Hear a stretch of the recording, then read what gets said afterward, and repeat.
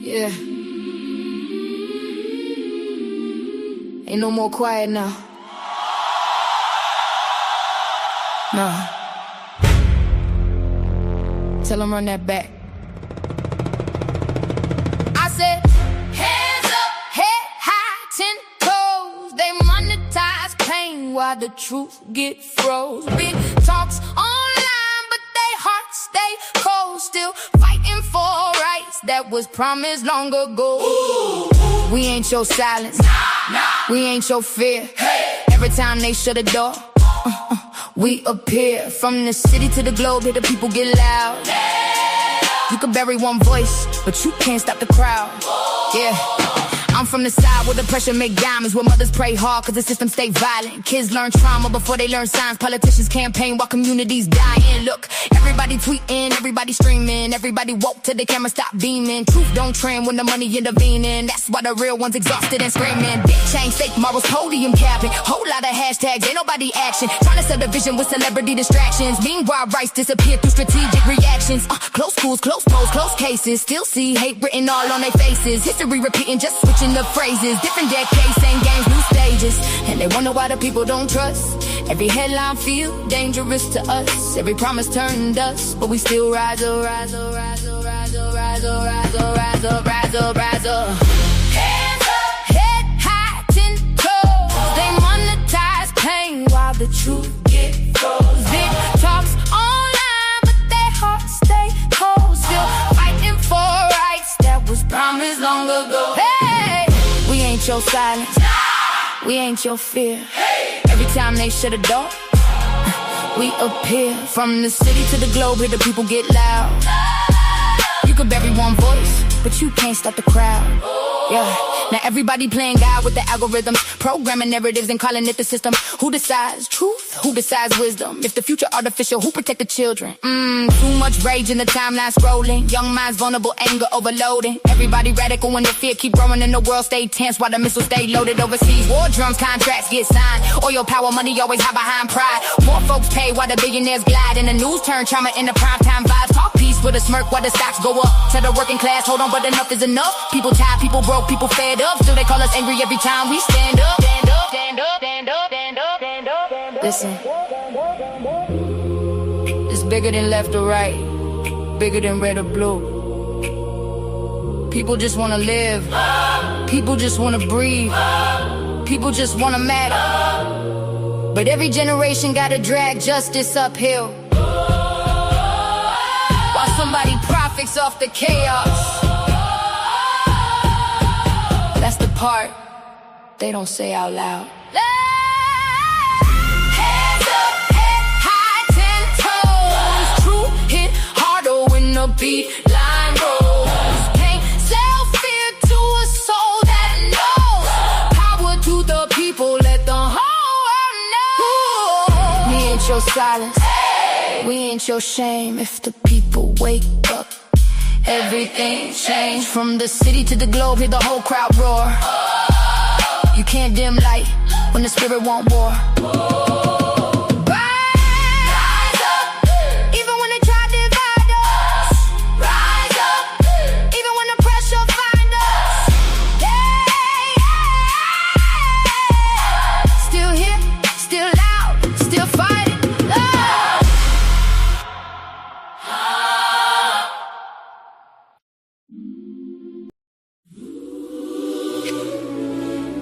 Yeah. They handed us the script, but we don't gotta read it no more. Yeah, yeah, yeah. Same old story, different page. Same old ink on a different stage. Got my own people on the corner, pushing me closer to the edge with rage. Willie Lynch probably laughing in his grave. Seeing centuries later, we still enslaved. House divided, envy contagious. The blueprint still working. Ain't that outrageous? Yeah, stack the odds, casino game. Bet against ourselves just to chase some fame. Another brother falls, everybody crying. Last week behind closed doors, they was quietly plotting, trying to dim his light, cause his future too bright. Crabs in the bucket pulling down every flight. Generations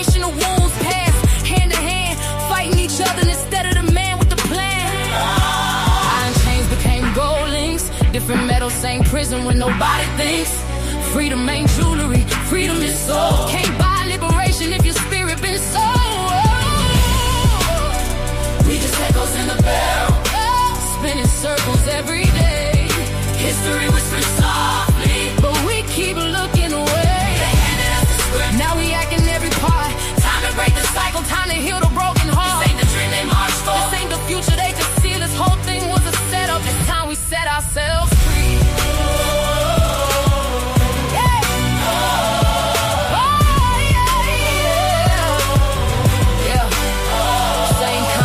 Soaked with tears, same pain carried through the years, but we tear each other down for applause. Temporary likes while nobody heals. Call you a sellout when you lead a block. Soon as success make the whole world stop. But the real betrayal ain't broke the flight, it's poisoning your people out of envy and spite. You mad cause it's watch gleam, mad cause our bank gleam. Meanwhile the architects of the cage still counting money behind the scenes.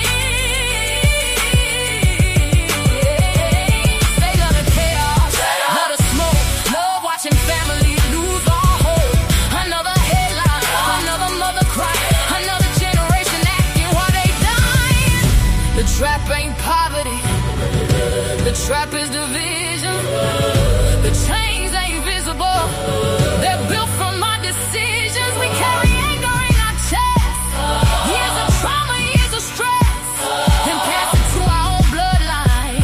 Instead of putting evil to rest, love became weakness, unity became strange, clout became currency. Everybody change.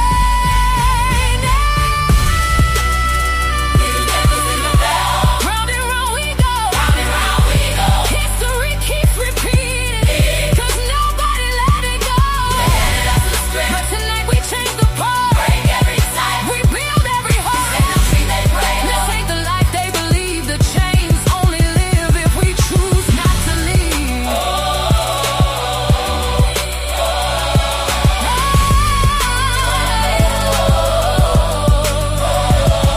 Let the echoes disappear, let the barrel finally break. Leave the hate where it belongs, for our children's sake. No more jealousy, no more self-destruction, no more borrowed hatred. It's unity or it's nothing.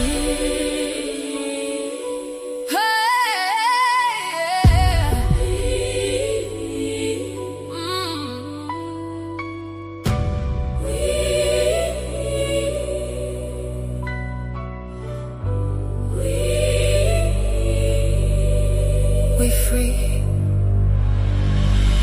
we free.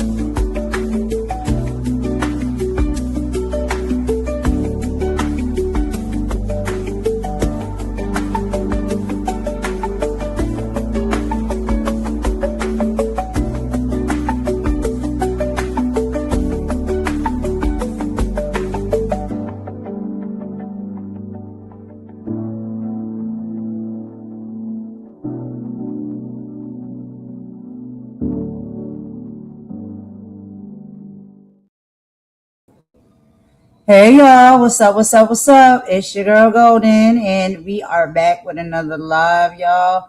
Happy Tuesday, everybody. It is about 2:12 p.m. Eastern Time here in the Carolinas in the United States. And y'all, the weather is nice again. It's very warm outside. The sun is shining bright, and you know what that means. I am in an excellent mood, y'all.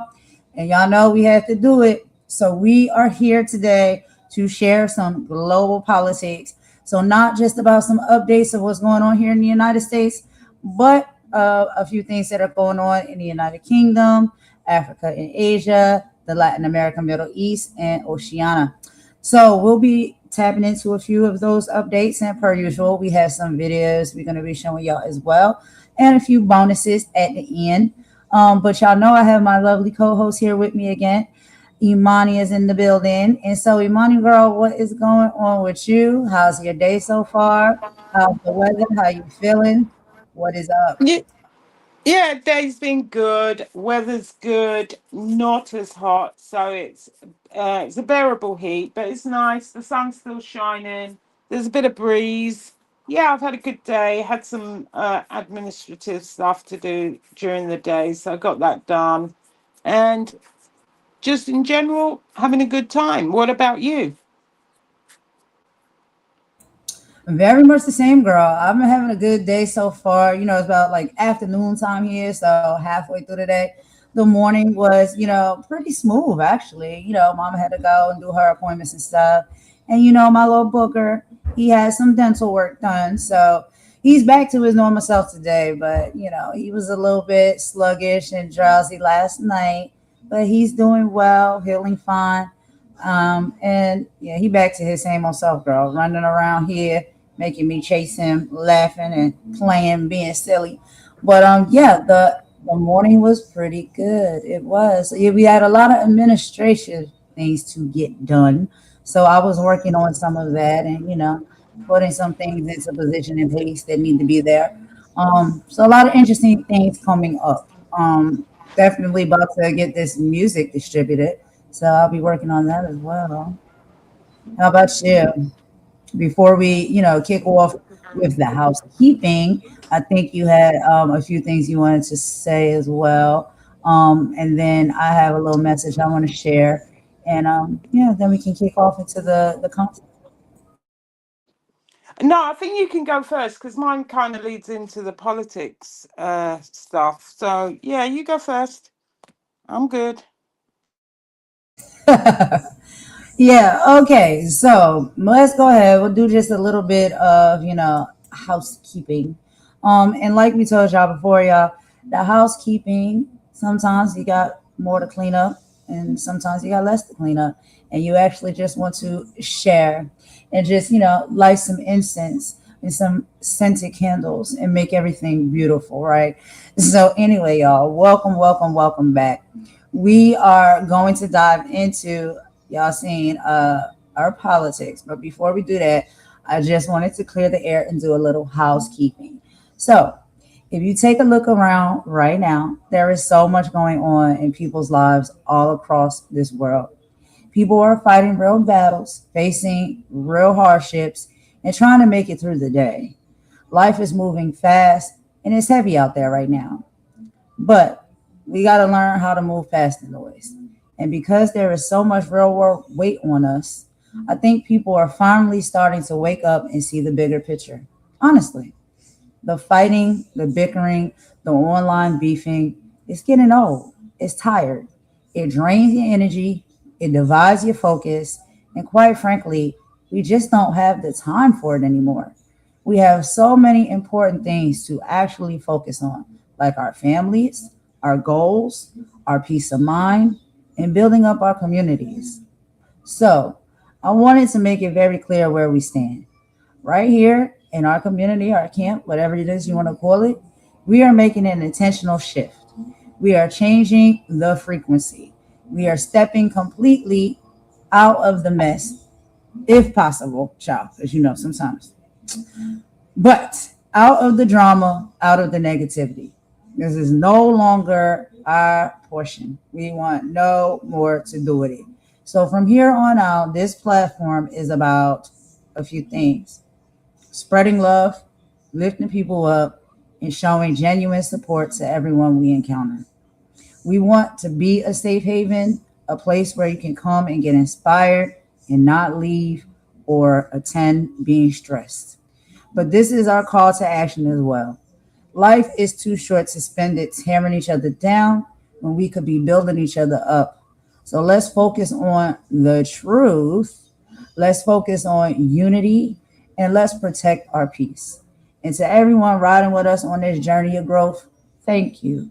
Let's keep sending out those positive vibes and making a real difference. We love you all, and we will get into the rest of today's show after a word from Imani. Oh, thank you, Golden. That was really, really nice. Um, Mine really is a continuation of what you're saying. But I just really wanted to point out to a few people, there's a couple of people out there that make a lot of noise, a hell of a lot of noise, and a lot of them are empty barrels, big talk, big, big, big, big talk, big, big ish all the time. Not really going to start getting in the game with them, because when you get in the game with them, you're wasting your energy.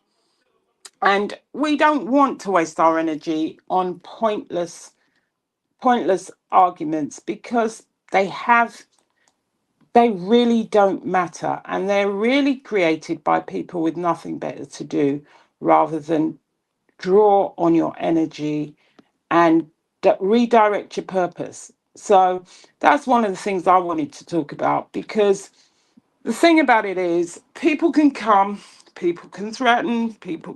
to send legal papers, but the truth is an offence, but not a sin. And only a foolish dog barks at a flying bird, because what that really means is people waste energy criticizing people they cannot stop. And that a lot of I'm seconding a lot of what Golden says. We need to ignore people who make a lot of noise but produce very little. Stay focused on your purpose rather than responding to every criticism. Character and truth outlast gossip and empty talk. And there's a lot of empty talk out there, trust me. But when we're talking about politics with purpose, before we get into today's headline, let's begin where we always should, with perspective. As Golden said, every day we're surrounded by breaking news, political arguments, social media outrage, and voices competing for our attention. And if we're not careful, we can begin to believe the world is nothing but conflict. But the truth is, there's still far more good in this world than bad. There's still parents raising children with love, teachers inspiring young minds, nurses working long shift, volunteers feeding the hungry, neighbours checking in on one another, and ordinary people choosing kindness when no cameras are watching. And that's one of the reasons why this program exists. We're not here to tell you what to think. We're here to encourage you to think critically. We're not here to spread fear. We're here to provide context. And we're certainly not here to divide people. We're here to help people understand the issues shaping our lives so that we can make informed decisions together. However, when people attack, we will defend. Make no mistake about that. But politics isn't just about politicians. Politics is really about people. It's about whether families can afford to put food on the table. It's whether young people can buy a home. It's whether pensioners can heat their homes with dignity. It's about the quality of our schools, the strength of our healthcare systems, the safety of our communities, the opportunities available to our children and grandchildren, and the kind of society we choose to build. So, as we discuss some difficult stories today, from international conflict to court decisions, elections, the economy, and public policy, let's remember that behind every headline are real human beings. Statistics represent families, policies affect livelihoods. Every decision made in Congress, in a parliament, or a courtroom eventually reaches someone's kitchen table. That's why we should never lose our humanity whilst discussing politics. We can disagree without becoming disagreeable. We can challenge ideas without attacking people. We can hold leaders accountable without losing hope in democracy. And perhaps most importantly, we can listen not simply to respond, but to understand. And one of the greatest strengths of any democracy is not that everyone thinks the same, is that people with different experience, backgrounds, and opinions can sit together, exchange ideas respectfully, and search for solutions that serve the common good. So I'm encouraging you today to stay curious, ask questions, check facts, listen to different viewpoints. Don't allow algorithms to become your only source of information, and don't mistake the loudest voices for the wisest ones. Wisdom often speaks quietly, thoughtfully, and with humility. And remember this, every generation faces challenges that seem overwhelming in the moment. Yet history also reminds us that progress is possible when ordinary people refuse to give up, refuse to stop caring, and refuse to stop participating. Whether you vote, volunteer, mentor a young person, support a local charity, help a neighbour, or simply treat someone with dignity, you're contributing to the kind of society politics should be working to create. So let's begin today's program informed, respectful, and always hopeful. Because when knowledge is guided by wisdom, when conviction is balanced with compassion, and when purpose is greater than uh, politics, we all forward together. And welcome to Politics with Purpose. And that's it from me. Thank you, Imani. That was really beautiful. Great intro, as always. And so, yes, y'all, let's go ahead and keep it pushing. We have concluded our housekeeping. Let's get into the content, y'all. So, y'all are officially locked in with us when it comes to global politics with purpose. And hopefully, we become two of your favorite hosts, Golden Queen and Imani. But yes, we are coming to you live with a heavy hitting, purpose driven episode for this week of June 2026. Right now, the world is moving at terminal velocity.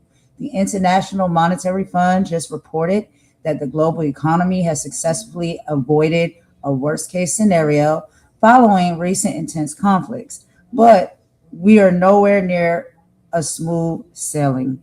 Today, we are unpacking the massive global and domestic economic shifts happening right around us. We are connecting the dots between high level policy and the everyday people. So let's get into it, y'all. Before we start reading through some of our topics, I do want to kick it off with a video from Democracy Now! YouTube channel. If you guys have not checked out their channel, please do so. Very excellent because they cover news globally. And this is very important, I believe, for us to know what our other brothers and sisters got going on all over this big, beautiful globe, not just what's happening where we are. We have to think about what is happening where others are as well. And so let's go ahead and pop this up real quick, and we will watch this together with y'all. And per usual, meet y'all in the chat and have some conversation in between. So let me pull this video up. We'll get right into it, and we'll meet y'all over in the chat. Thank you, everybody, for joining. I see Mama is here, and 1-800 Brick City is here as well. Said you'll be right back. No problem. Take your time. Thank y'all for joining. And even if you're in the cut, just watching from there and taking it easy, we appreciate that as well, and we can feel your presence. So let's go ahead and see some reports of what's going on worldwide with the politics, and then we'll get into a few more specific topics in just a moment. All right, y'all, let's get into it.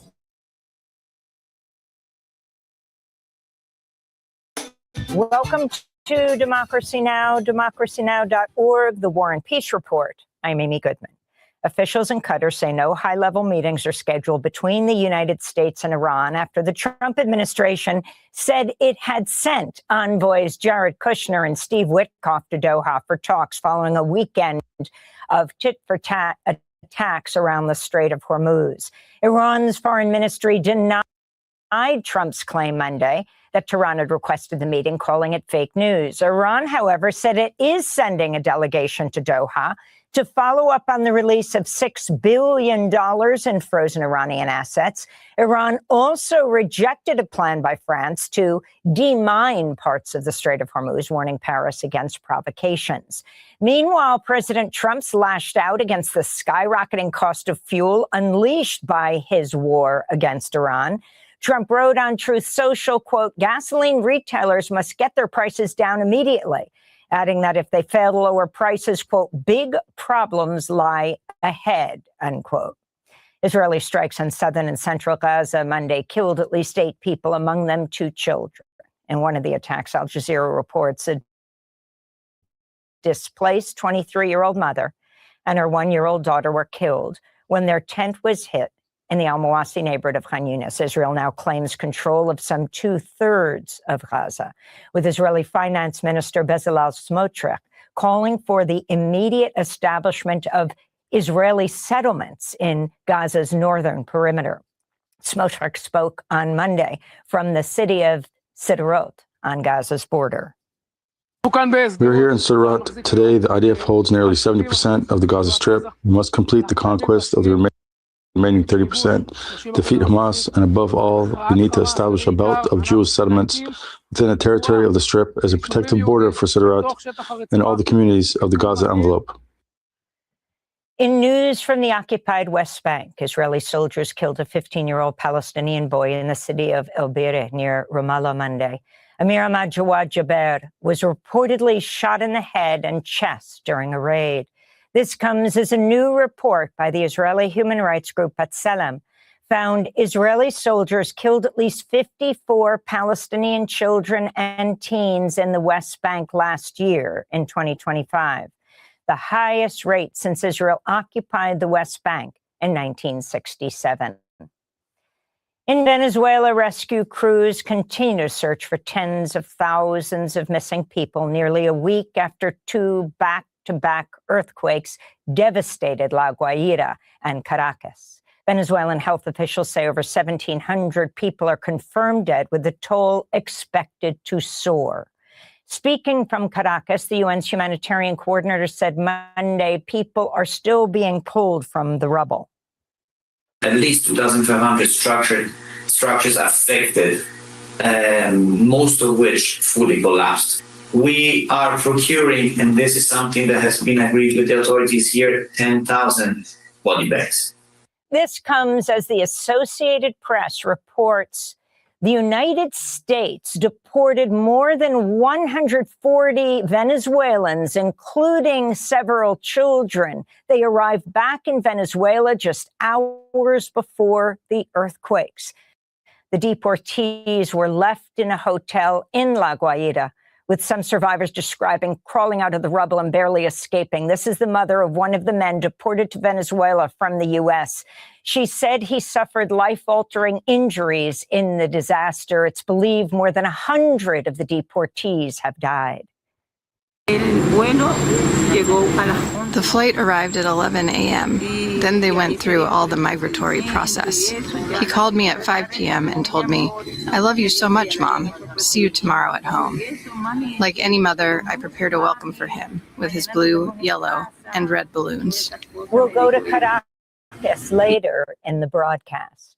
Ukraine launched a wave of long-range drone attacks on Moscow overnight, the latest in a series of assaults on Russia's capital. A regional governor said a 6-month-old baby was killed when a drone crashed into a home. This follows Russian drone and missile attacks on Ukraine Monday that killed at least 8 people and wounded 34 others.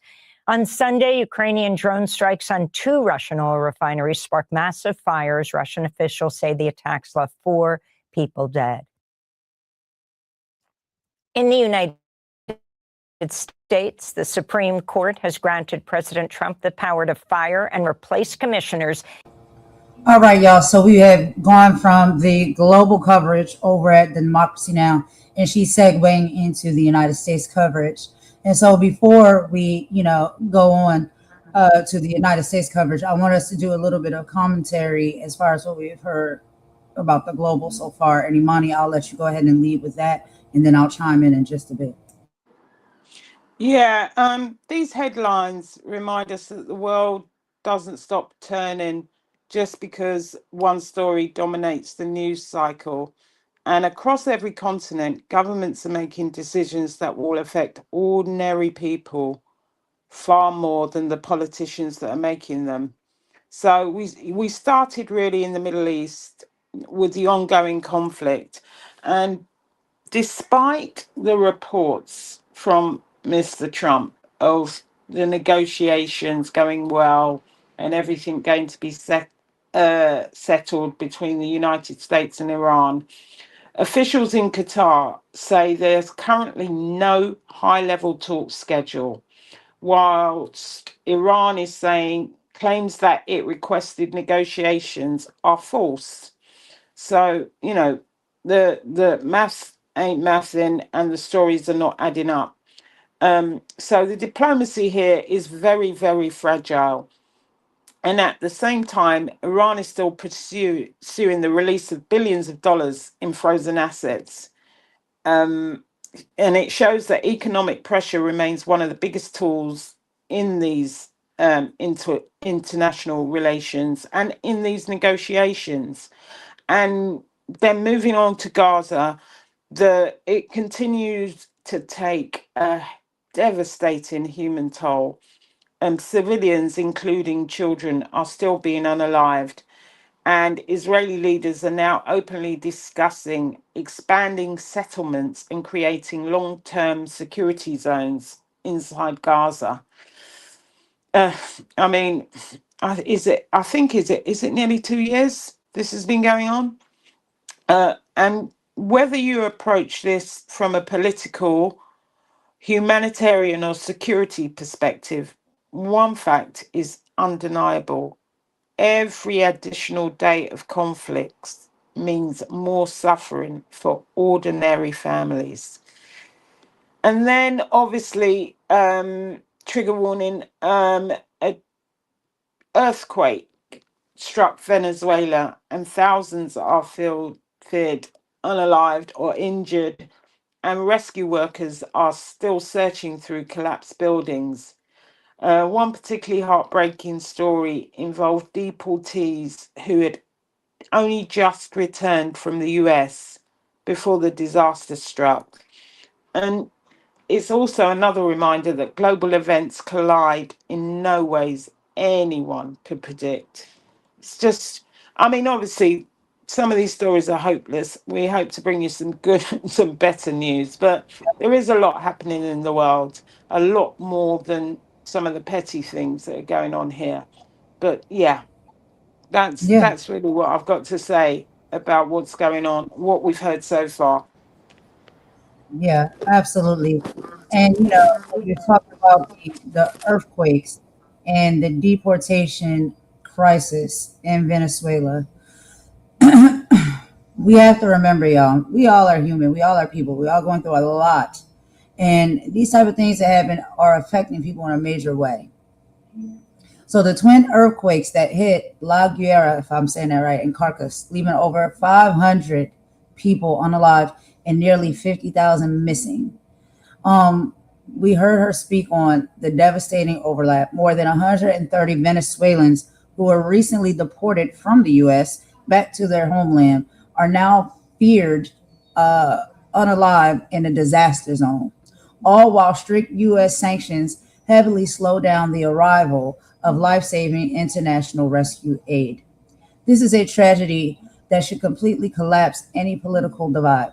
There are mothers, fathers, and children who were sent back into harm's way, only to face the raw fury of a natural disaster, when political standoffs and economic sanctions blocked search and rescue teams from reaching people trapped beneath the concrete. We have completely lost our way. A family pulling their child from the rubble in the Caracas feels the exact same agonizing pain as a family anywhere else on this earth. And we have to start putting human lives over political chess moves. I saw this story and it broke my heart. Okay. We also have the Declaration of Independence and Native History. Now, there is going to be a featured interview titled Mercilessness Indian Savages, Cherokee podcaster on racial slur in the Declaration of Independence. As July 4th approaches, the segment will confront the deep-seated language embedded in the foundation of the United States and highlights how historical rhetoric impacts modern-day indigenous sovereignty, rights, and physical safety. When we look back at history, we have to do it with a spirit of complete honesty. Words are powerful. They set the tone for how we value one another. When a founding document refers to a human being as a savage, it attempts to strip away their divine dignity from the very beginning. To build real love and unity today, we must look at these generational wounds openly. Indigenous people bleed, protect their families, and care for their land with the exact same human heart as anyone else. True grace begins when we see and honor that exact truth. And then we're going to go ahead and play some more of the video. We're going to be moving into a little bit of what is going on, in the U.S., but there's so much to cover here. There's so much. Imani, go ahead. Yeah, sorry, just quickly, I forgot to mention, obviously in Europe, the Russia-Ukraine war still goes on with fresh drone attacks, missile strikes, and further damage to any energy infrastructure. And even though the fighting might feel far away, the consequences are felt around the world through energy markets, inflation, food prices, and international security. So there's still that conflict going on, which has been about, I think it's about 4 years nearly. Exactly. And when it comes to that, and I cannot say too much because we know that it is a very touchy topic, but we're going to talk about it because we have to. We can't just stay silent and look the other way and act like these things are not happening and affecting us all. But yeah, intense Israeli airstrikes in Gaza unalived 8 people, including a 23-year-old mother and her 1-year-old daughter, who were seeking shelter in a tent in Khan Yunis. Concurrently, human rights group Asylum, if I'm saying it wrong, released a damning report showing that Israel is unaliving Palestinian children in the occupied West Bank at the fastest rate since 1967, including a 15-year-old boy who was pow and unalived during a recent raid. A tent is supposed to be a final place of safety, and a 1-year-old baby knows nothing of geopolitics. We cannot allow ourselves to become numb to the numbers on a screen. Every single one of these children had a name, a beautiful laugh, and a family that loved them fiercely. A fresh wave of overnight Ukrainian drone strikes targeted Moscow following intense Russian attacks across Ukraine. Among the 8 people who were unalive was a blameless 6-month-old baby whose home was struck by a drone. Grief does not care about borders or flags. A 6-month-old baby in Russia is just as pure, innocent, and precious as any child anywhere in the world. Violence leaves nothing but shattered families in its wake, and we must remember that a mother's tears sound exactly the same in every language. But you want to go ahead and play a little bit more of the video, Imani, before we push forward, or did you have a few more things to add? Okay, let's play a little bit more of the video, and then we will get back into our commentary. Imani's just resetting her mic settings real quick. All right, y'all, let's keep going. I'm going to meet y'all in the chat.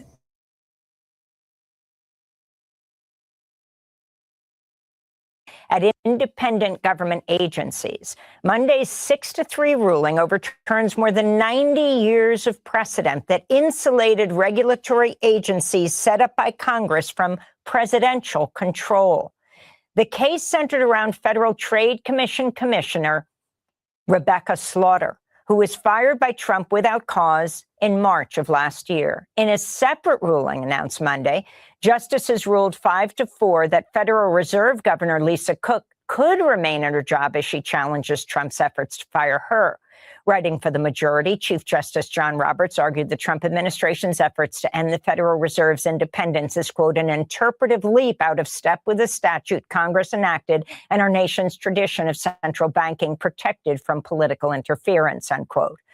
Meanwhile, Alvaro Bedoya, former FTC commissioner, also fired by Trump, responded to the ruling by saying, quote, they're making clear that the Wall Street bankers, the central bankers, they deserve an independent, above the fray regulator. The rest of us schmucks get stuck with the loyalists, he said.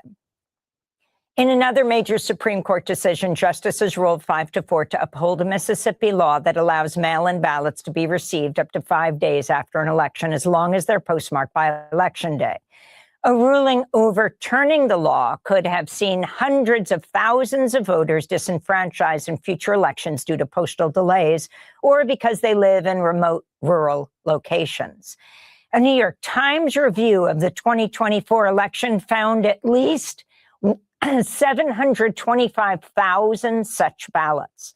The ruling's a blow to President Trump, who sought to limit who can vote by mail while promoting conspiracy theories about mail-in ballots. In response, voting rights journalist Ari Berman wrote, quote, every major study has shown that mail-in voting is safe and secure, but the fact that 4 justices signed on to Trump's crusade to get rid of mail-in ballots is highly disturbing and could embolden the president to attempt to take even more drastic steps to make it harder to vote, Berman said. In another landmark decision Monday, the Supreme Court ruled law enforcement agencies must first obtain a warrant before sweeping up smartphone location data from third-party tech companies like Google. In her majority opinion, Justice Elena Kagan wrote that a lower court should re-examine whether the technique known as geofencing constitutes an unreasonable search under the Fourth Amendment. She wrote, quote, an individual has a reasonable expectation of privacy and records about his cell phone's location, and police intrude on that constitutionally protected interest when they demand the information, unquote. The Supreme Court declined on Monday to consider President Trump's appeal of a $5 million verdict in a civil suit that found he sexually assaulted writer E. Jean Carroll in a department store dressing room in the 1990s and later defamed her. The court dismissed the case without explanation.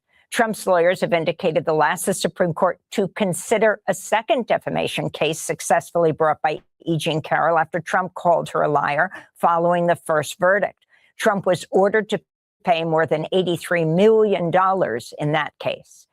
Meanwhile, the Supreme Court's handing down the final decisions of its term this morning at the time of this broadcast, with rulings on birthright citizenship, bans on transgender athletes, and campaign finance. Separately, the court announced it'll review 2 Arizona laws requiring people to produce proof of citizenship in order to register to vote. A ruling upholding the laws would dramatically weaken the National Voter Registration Act of 1993. In Colorado, 15-term incumbent Democratic Congressmember Diana DeGette faces the most serious primary challenge of her political career from a Democratic socialist seeking to build on last week's upset victories in New York. 29-year-old lawyer Malat Quiros is campaigning on a platform of Medicare for all, universal child care, ending homelessness, and a complete arms embargo against Israel. Outside groups have poured around $3 million into the race, with super PACs funded by AIPAC and major big tech donors supporting DeGette. Quiros says her message is getting through despite the flood of negative campaigning against her. These issues are popular with the voters of Denver, right? In fact, socialism is more popular than capitalism for voters of this city. But more than anything, what I would explain is that we already have socialism. Streets, it's in our public schools, it's in our fire stations. What we're fighting for is to extend that kind of guarantee and that security into our healthcare, into our housing, into our childcare and our elder care. Meanwhile, incumbent Colorado Democratic Senator John Hickenlooper faces a challenge from State Senator Julie Gonzalez, a progressive who is the backing also of Democratic Socialists of America. We'll speak to a Democratic socialist who won the primary in New York later in the broadcast. In immigration news, Gothamist reports more than 70 federal lawsuits over medical neglect and other abuses. In May, hundreds of detained immigrants at Delaney Hall started a labor and hunger strike that lasted for weeks and ended earlier this month as strikers faced retaliation, including solitary confinement and being transferred to other ICE jails. Delaney Hall is operated by the for-profit prison company Geo Group.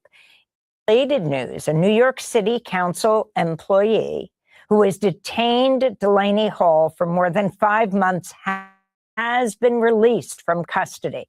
Rafael Rubio was taken by federal immigrant officers in January during a routine asylum interview. Rubio, who's from Venezuela, was detained despite holding TPS, that's temporary protected status. President Trump purchased up to $5 million worth of stock in the corporation that makes taser weapons just 2 weeks before ICE solicited a $220 million contract for the devices. Trump's investment in Axon Enterprise was first reported by CNBC. This comes as House pushing for passage of the No Getting Rich in Congress Act, a bill that would prevent public officials, including the president, from profiting from conflicts of interest. And New York City Mayor Zohran Mamdani's administration has announced the permanent closure of a detention facility inside the Rikers Island jail complex. Mayor Mamdani said in a statement, quote, "For decades, Rikers Island has represented one of the deepest failures of our city government. This milestone brings us closer to ending that chapter. We're replacing a system built around neglect with one centered on rehabilitation," Mayor Mamdani said. This all comes about 7 years after the New York City Council in 2019 approved a plan to shut down Rikers for good.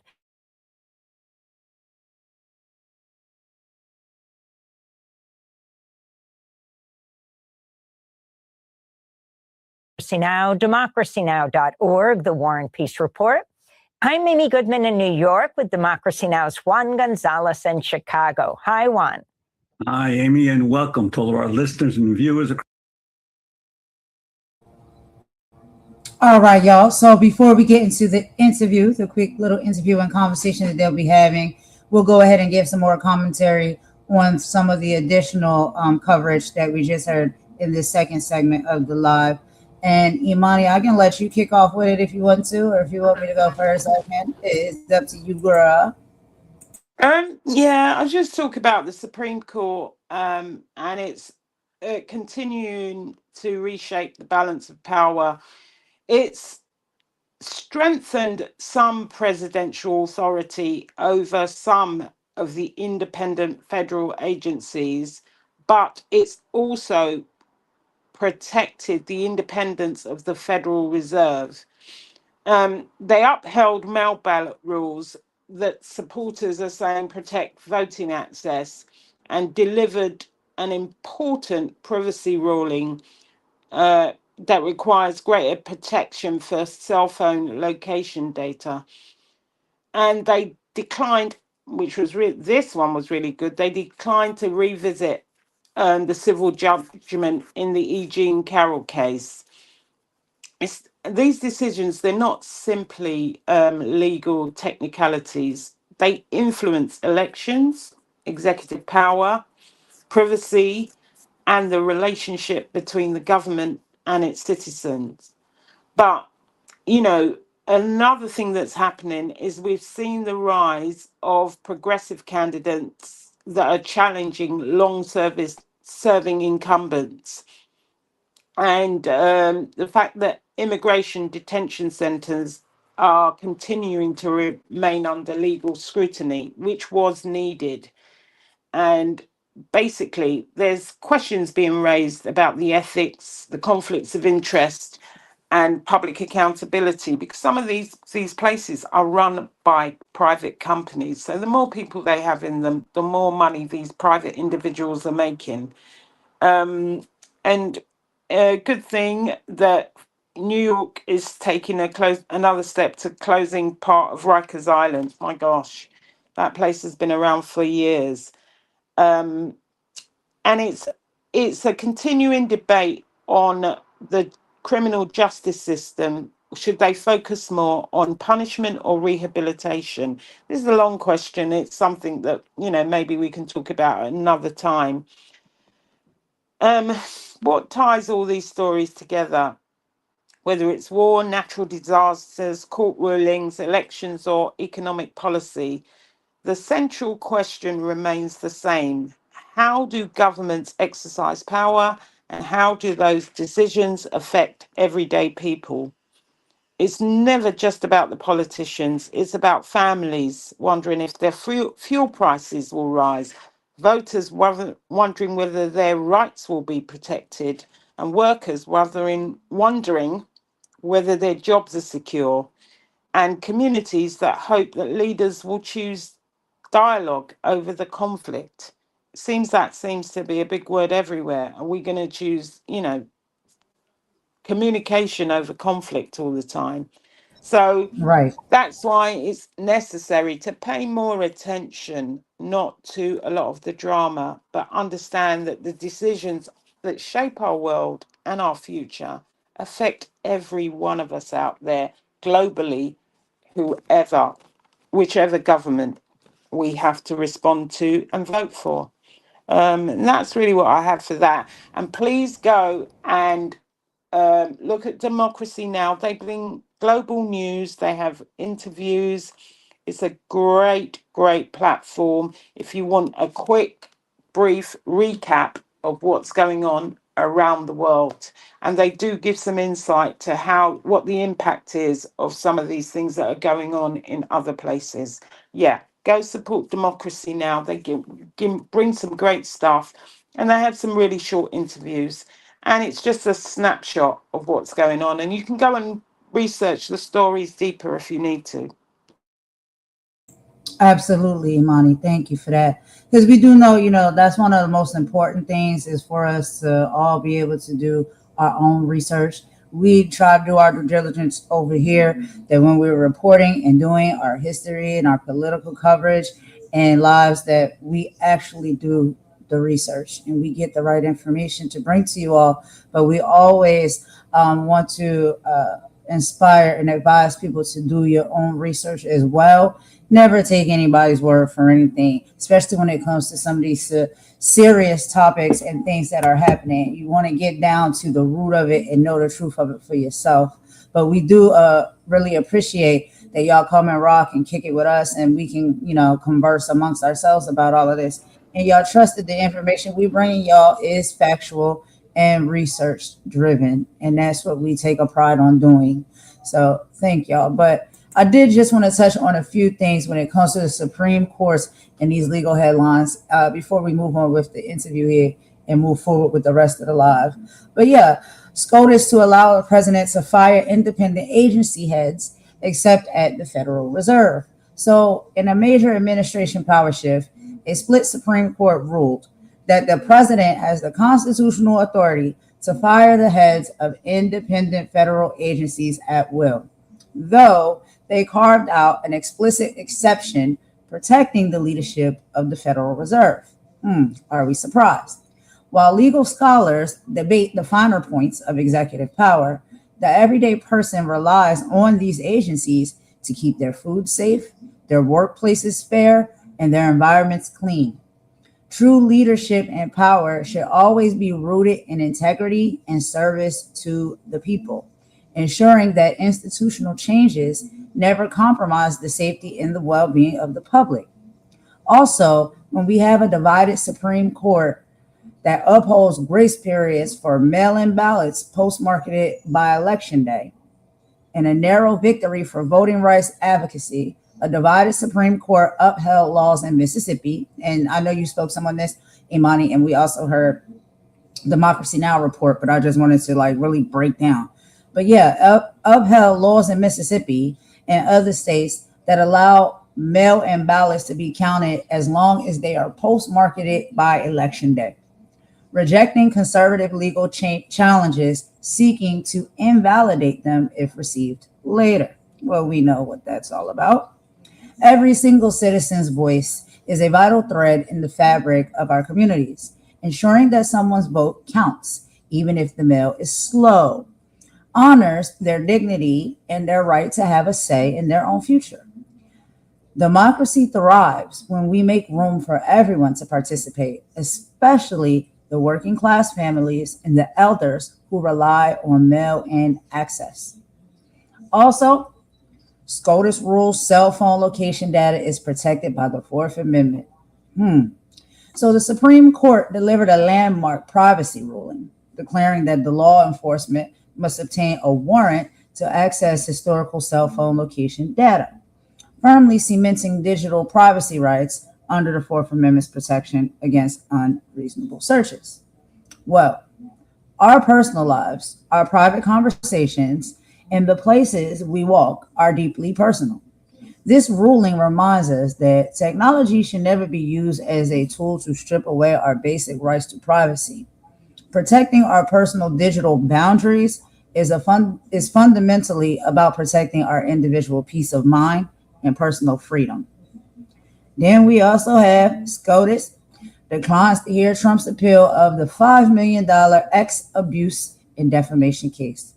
The Supreme Court officially declined to hear Donald Trump's appeal regarding the $5 million civil judgment awarded to writer E. Jean Carroll for sexual abuse and defamation, allowing the lower court's verdict to stand.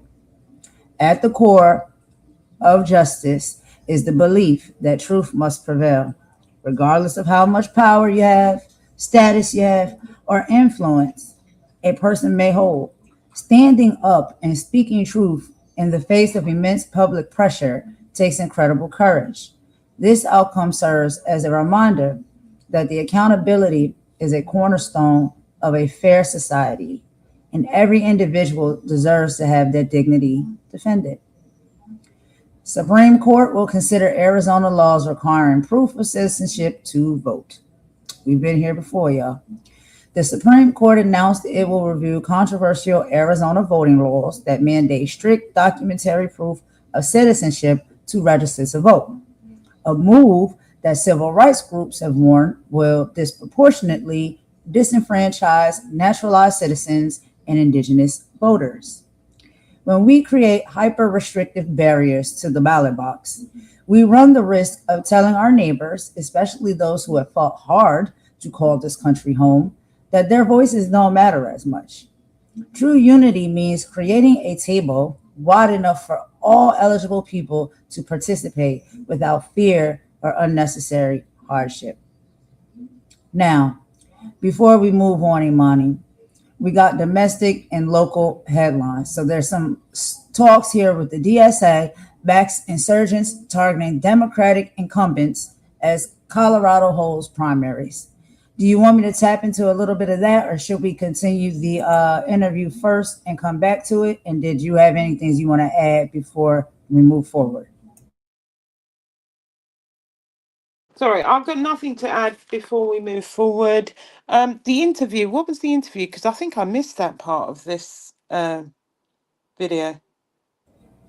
Yeah, so Juan Gonzalez, basically he's having the conversation and tapping into just about all of the topics that she has already spoke on thus far, and a little bit more insight. So let's listen to a little bit of that before we do some more commentary, because it was a great conversation. So let me go ahead and play a little bit of that. We'll meet in the chat, and then after that, we'll do a little bit of commentary. Yeah, that sounds great. Okay, let's do it. Across the country and around the world. Thanks for watching Democracy Now! On YouTube. Subscribe to the channel and turn on notifications to make. Okay, dang. Okay, so I don't think we picked up the interview. That's what I knew. I was like, oh my God, I got pump faked by myself. Okay, that's my bad, y'all. I watched the whole thing, and so yeah, but that was just the video that we were playing, y'all. Was just the breakdown of the topics, and the interview is in the whole video. But yeah, we'll move on from that because we have so many other things to talk about. Yeah, what about if you cover, your broader stuff on the US, and I'll do the global stuff. I'll do a quick global run through of the continents. How about that? And I think after you do the US, I think there's something on the Supreme Court decision on birthright citizenship. What about that? That sounds good. That one's really important. I really want to touch on that, the birthright citizenship, because that's going to affect a lot of people. And so we really got to dig down into that and really, you know, share what it is about and how it can affect people. But yeah, let's get into it. So I'll go ahead and cover some of this for the US coverage, and then we'll tap into the global. We have a few more videos to show as well. Yeah.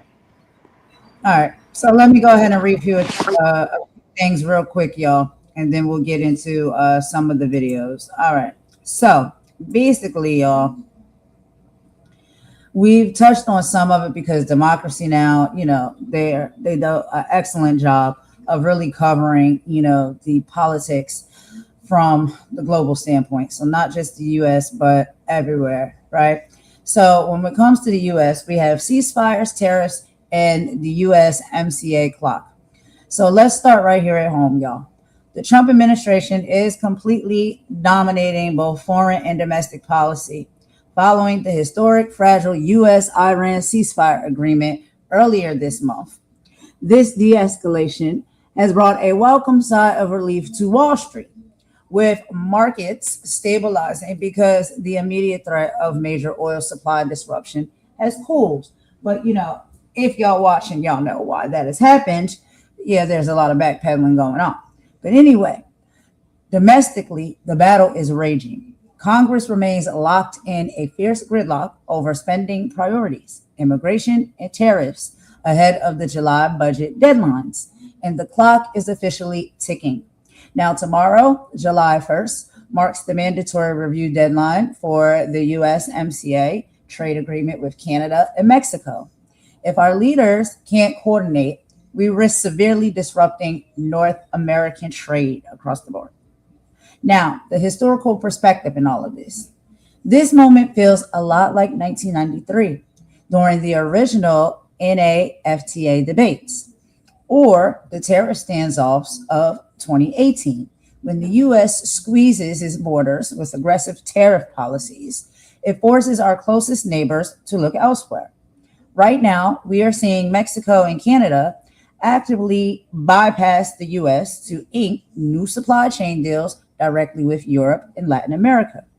The U.S. economy, is resilient, and inflation is finally easing compared to last year. But everyday families, including right here in my hometown, are still feeling the intense squeeze on housing and food costs. We are holding steady, but the foundation is very tense.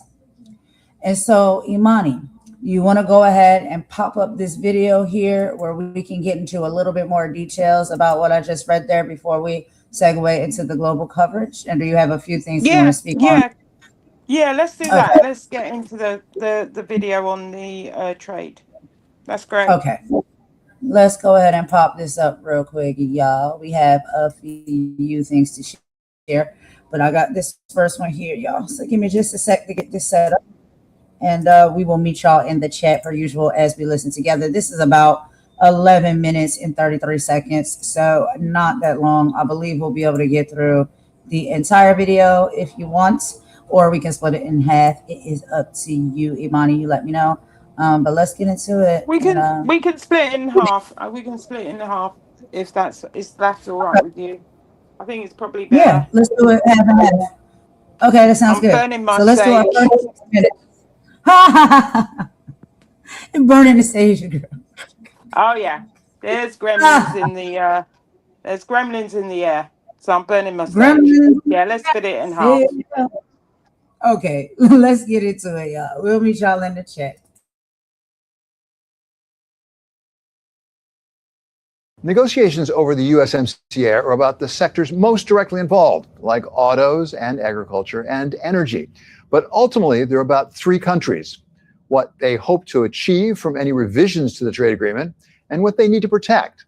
For these three perspectives, we welcome now Kristen Hillman. She's former Canadian ambassador to the United States, Geronimo Gutierrez Fernandez, former Mexican ambassador to the U.S., and Kellyanne Shaw, former USTR General Counsel, now with the Aiken Group here in Washington. I'll start with you, Kirsten, because you were involved in the USMCA negotiation. Let me ask the really scary question. What is the chance we end up with no deal? Yeah, well, I think the first thing, and there's a lot of complicated process around what's going on right now. I think the one thing that's important for people to understand is that there is a deal. And even if on July 1st, the parties don't agree to renew it, it stays in place. And we work to find ways to come to an agreement on modifications. But while we're working on that, the agreement stays in place. So I think the chances of the deal staying in place are very high. Then arrangements around the modifications, I also think we have a very good chance. There's a lot of things in particular that USTR has said they're looking for that I think both Canada and Mexico can work with. Let's ask a different kind of risk, because I've also seen some people say there's a possibility that the U.S. would do a deal with Mexico and leave Canada out, given some of what the Prime Minister of Canada has been saying. Is there any prospect for that, Geronimo? I think we saw it during the first USMCA negotiation. We saw, a similar environment. And I think the fact that we ended up with a trilateral agreement reflects the fact that it is extremely important for North America as a region. So, trade negotiations are never easy, even less so nowadays, even less so when you have sort of a contaminated agenda, a very complex geopolitical agenda and security agenda at the same time going on. But I in my view, there has never been a time, I think, which makes more sense to continue building up our North American economic region. And if we add security to that, given the geopolitical context, to me makes all the sense in the world. Nevertheless, to be also objective, we have never been, I think, in the past 30 years, as close as losing that opportunity.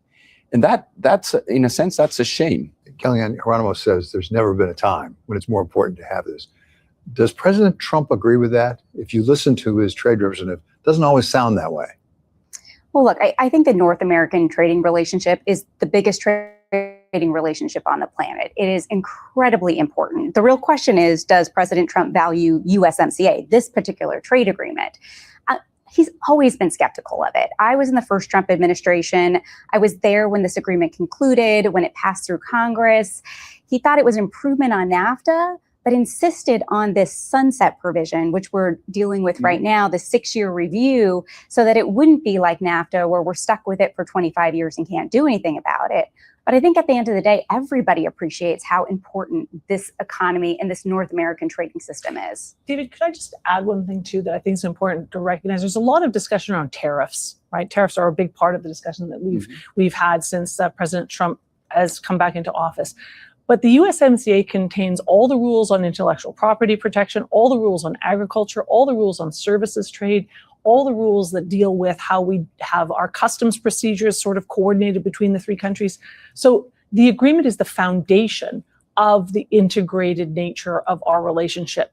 If it goes away, none of us are bound by those rules anymore. That's why the implications of the agreement going away are enormous. I think that when USMCA came into effect, entered into force in 20, it was actually seen as the future model agreement by the United States.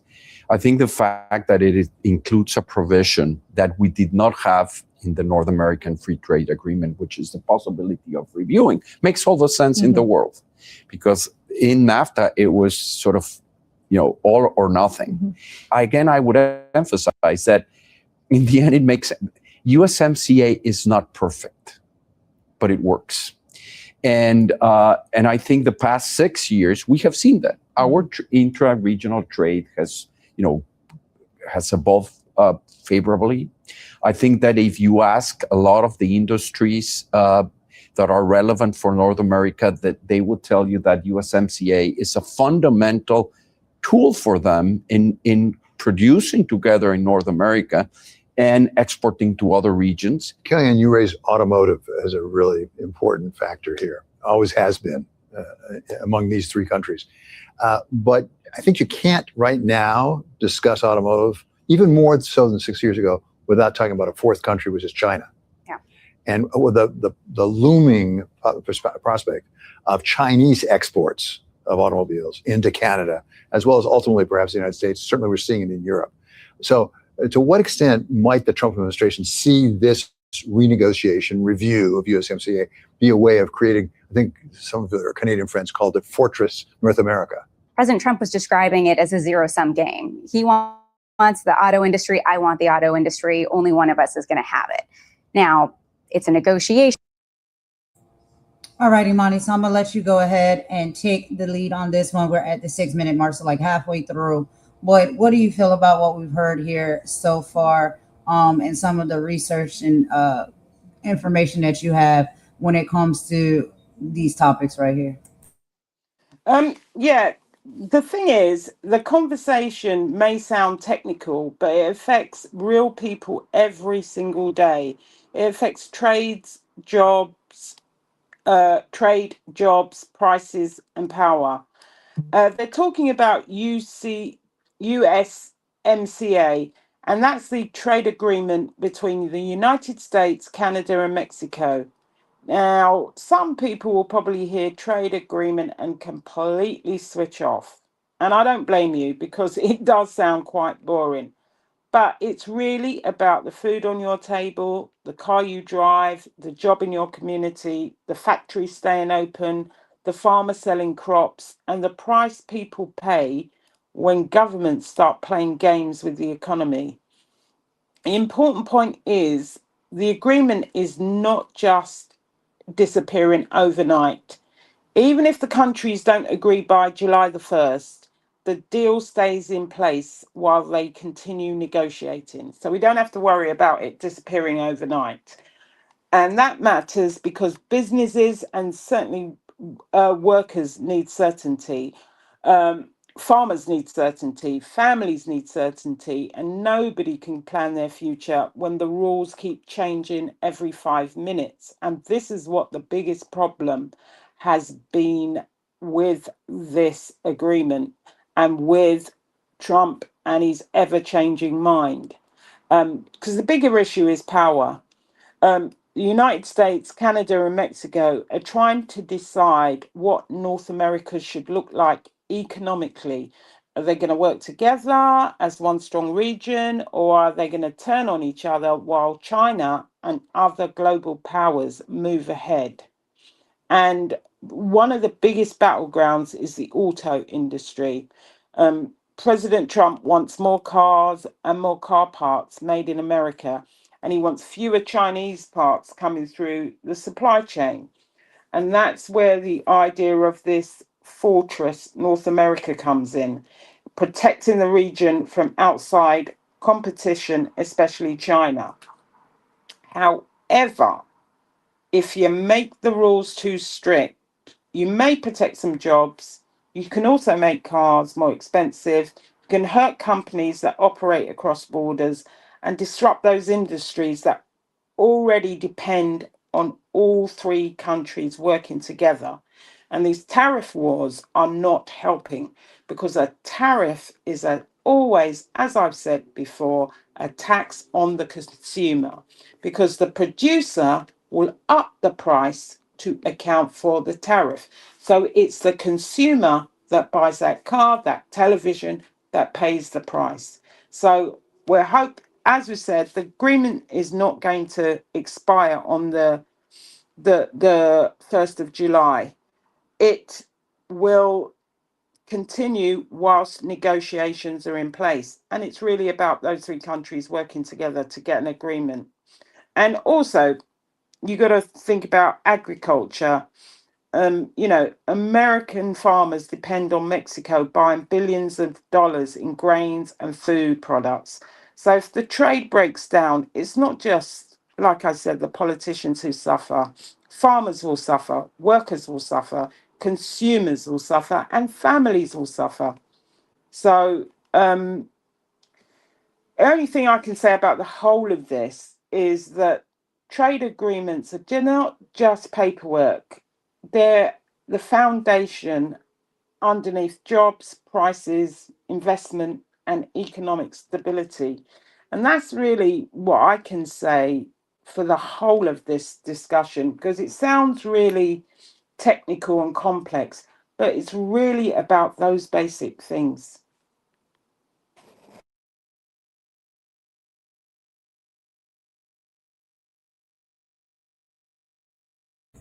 Thank you for that, Imani. I appreciate that. I love how you break things down. You're so intellectual, so smart.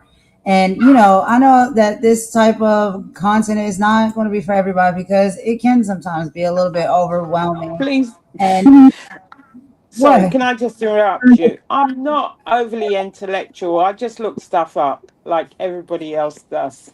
It's just a matter of research. Yeah, but there's nothing wrong with being an intellectual person.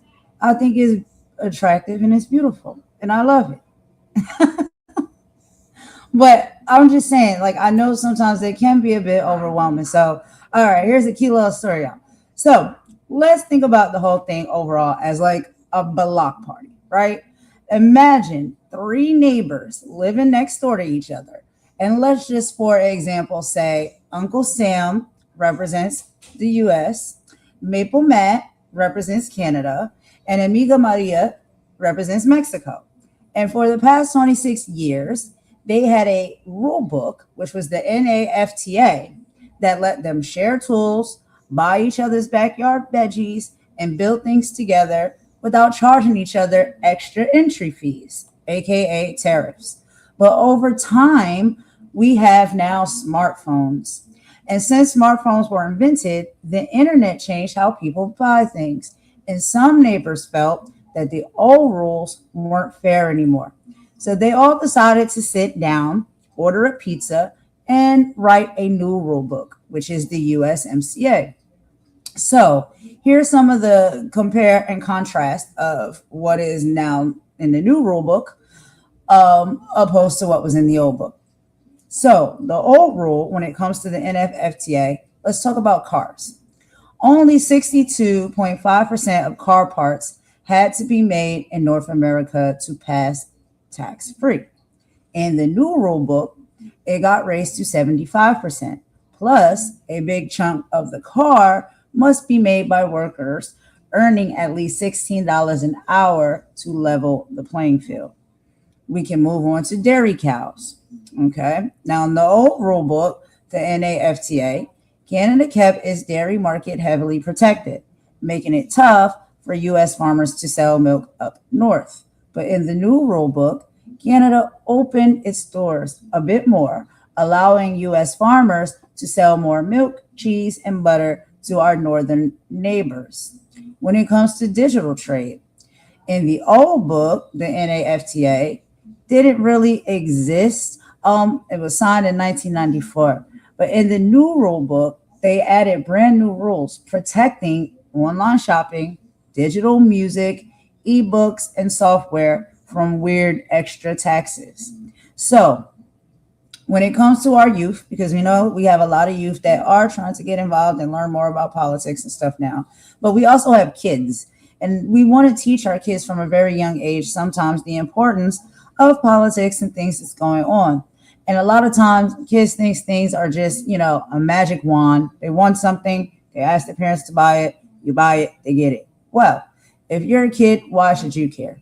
If you love video games or toys, the USMCA, which is the new rule book, helps ensure that the parts inside your favorite electronics can move smoothly across borders without getting hit with massive taxes that your parents have to pay, which keeps prices from skyrocketing, meaning more money in your parents' pockets, probably for you to be able to do something else, go out and have some fun or get a kid's meal or something like that.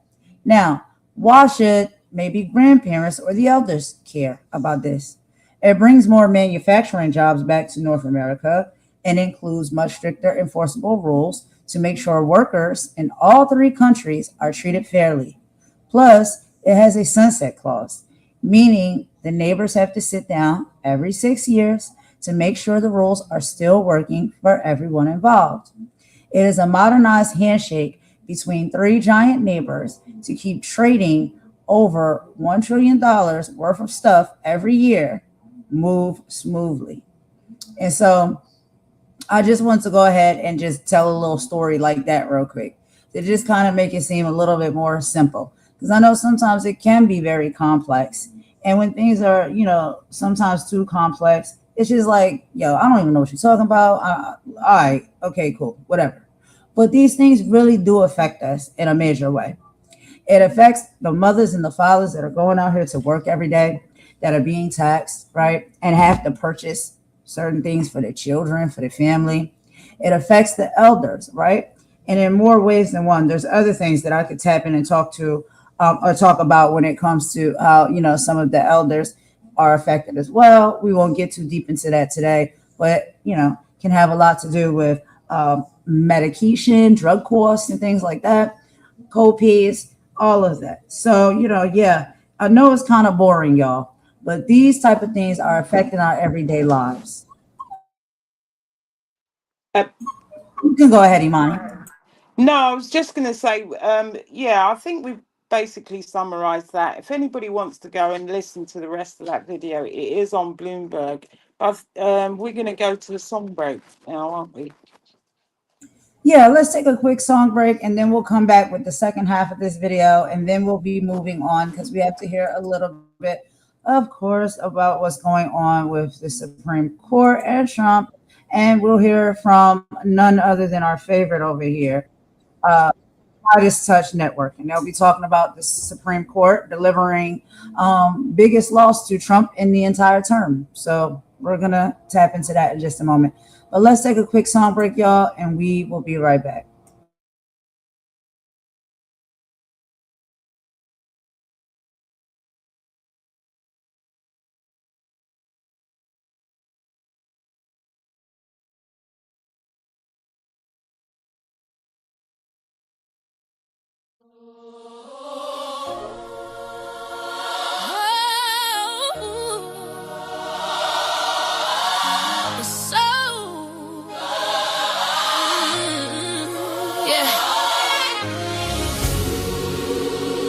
The soul of humanity cries.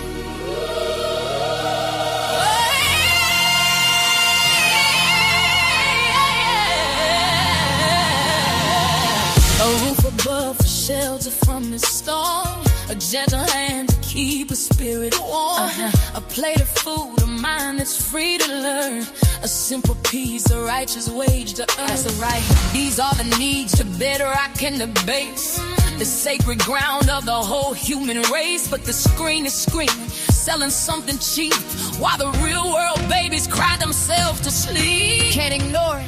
We are human, blood and bone and soul. Say it loud, with a right to be loved, the right to be loved, a right to be made whole. This is our slave, this is our sacred song, in the eyes of the creator. 'Cause where we all belong, we are human, worth more than they can price. Beyond the hateful whispers and the loaded yeah, they're painting pictures, twisted and unreal, teaching our children how they ought to feel. All that value's in the label on your shoes, or the filtered life you desperately choose. They magnify the hate, they celebrate the greed, and plant a poison to suffocate your weed. We gotta reach our children, pull them from the glow and show them a beauty that the media don't know. Let them know. They'll take the vision, the mission of the television, spitting division, a mental prison. Got the youth chasing life, addicted to the feed, ignoring the hunger, the fundamental need. They love your vitals on the digital stage, putting the future artists in a ritual cage. Now they're gonna break the cipher. Gotta cut the cord. The real word is powerful, mightier than the source. We teach them about their history, teach them about their grace, teach them about the power in every single face. Let's go. We are human, blood and bone and soul.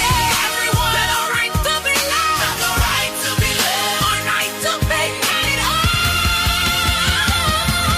This is our story, this is our sacred song, in the eyes of the creator. Where we all belong, we are human,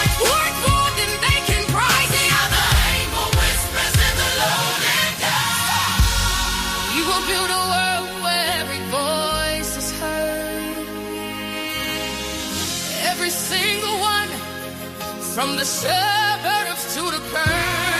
Love is not a whisper, but a mighty thundering wave. A word of action, breaking leather chain. A word of power, washing out the pain. It ain't a feeling, it's a verb. It's what you do for me, for them, for us, for you. Cause they just a track, just a call to action. For every mother, father, every single fraction of the unity, holding it down on the ground. Time to get loud, make a revolutionary sound. Look a child in the eye, I tell her that they mad. I tell them this spirit, something that don't lie can shine. That's for the knowledge is the weapon, love is the shield, and the truth is the harvest. We gonna grow in this field, yeah. We are human. Oh yes, we are. Teach for children. Learn power. Teach for truth. Reach where you hit the roof in a fruit. See the fruit. We are human. A right to live. Right to live.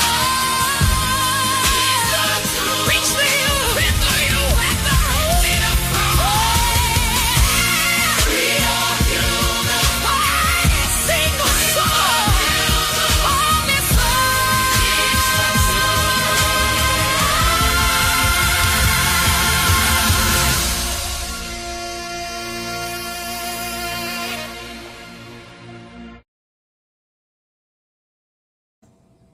All right, y'all. So thanks for rocking with us with that quick little song break there. And so, y'all, we're going to go ahead and we're going to move forward with the next video, y'all. But I will put all of the information to this conversation in the description box, y'all. If you want to check it out, the second half of the video is over on the Bloomberg television. You can hear the rest of their conversation. But we are going to move forward because we got some more stuff to talk about, y'all. We're trying to get through it all. And we got some really nice little bonuses that we're going to add to towards the end. But the next topic we want to move forward and talk about, y'all, is the Supreme Court. This one is very important, okay? And so let's go ahead and push this right along, y'all. Give me just a second. Okay, let me get my notes back up here. Boom, boom, boom. So this is going to be, like I said, from one of our favorite platforms. This is over here with Ben Masilas and the Midas Touch Network. And this is on the Supreme Court delivering the biggest loss to Trump in the entire term. So this is breaking news on majority of the Supreme Court, led by Chief Justice Roberts, has rejected Trump's efforts to rip away birthright citizenship from children born in the country to parents who are here in violation of immigration law or who are here temporarily. Popak is going to be explaining all of this on the live. He is a lawyer that works closely with Ben Masilas as well. And so this is his segment. And he's going to be explaining that fireworks broke out in the opinion between Roberts and the majority of Clarence Thomas. So they're going to have a pretty good conversation, y'all, and break all of this down for y'all. So let me pop this up on the screen real quick. While I'm doing that, Imani, did you have any anything you want to add before we get into the video? No, or you want to watch and then just commentate after? no, just to know that they do a lot on the legal stuff that's happening in the courts, and Michael Popak runs Legal AF, which started out on Midas Touch, but he does have his own podcast, and he still does a Legal AF show with Ben, and I think I've forgotten what her name is. Karen Agnifilo, actually the wife of one of Diddy's lawyers, by the way. And she also does the legal consultation for Law and Order SVU. Just a little tidbit there. But yeah, they have a Legal AF program, which is about the stuff that's going on in the courts around the country. So yeah. I remember that you told me that. Yeah, that is a good little tidbit. I did not know she did some work over there until you told me that on Law and Order, one of my favorite shows. But yeah, let's go ahead and get into the video, y'all. We will meet y'all in the chat, and then we'll do some commentary halfway through. All right, y'all, let's get into it. And shout out to Michael Popok. Have a seat, everybody. We got some breaking, but some welcome news from the United States Supreme Court for a change. With an interesting 6-3 lineup, they have upheld birthright citizenship under the 14th Amendment, while at the same time, in an opinion written by Chief Justice Roberts, they go after and chastise and rebuke the dissent led by Clarence Thomas and Alito and Gorsuch. I love fireworks early in our America, and this opinion is going to now finally put to rest the attempts by Donald Trump to declare a baby, a human being born on U.S. soil, not to be an American. Let's unpack it here on Legal AF and the Midas Touch Network. I'm Michael Popok. The issue is under the 14th Amendment, which came out during the Reconstruction period following our Civil War, and in response to one of the most horrible decisions ever by the United States Supreme Court in the 1850s, a case we call Dred Scott. As soon as I hear Dred Scott, I get a chill down my spine, even from law school till now, which declared effectively that Black Americans who were newly freed slaves would not be given American citizenship and all of those rights. In response, and post Abraham Lincoln, and with Abraham Lincoln, Reconstruction era amendments were passed. First, a statute by Congress, which declared once and for all that all people born on U.S. soil were American citizens. That was followed by the 14th Amendment to put it into the Constitution, supported by a case from the early 1900s called Kim Wong-Ark. Kim Wong-Ark's family should be celebrating now because it's that precedent, which and the common law.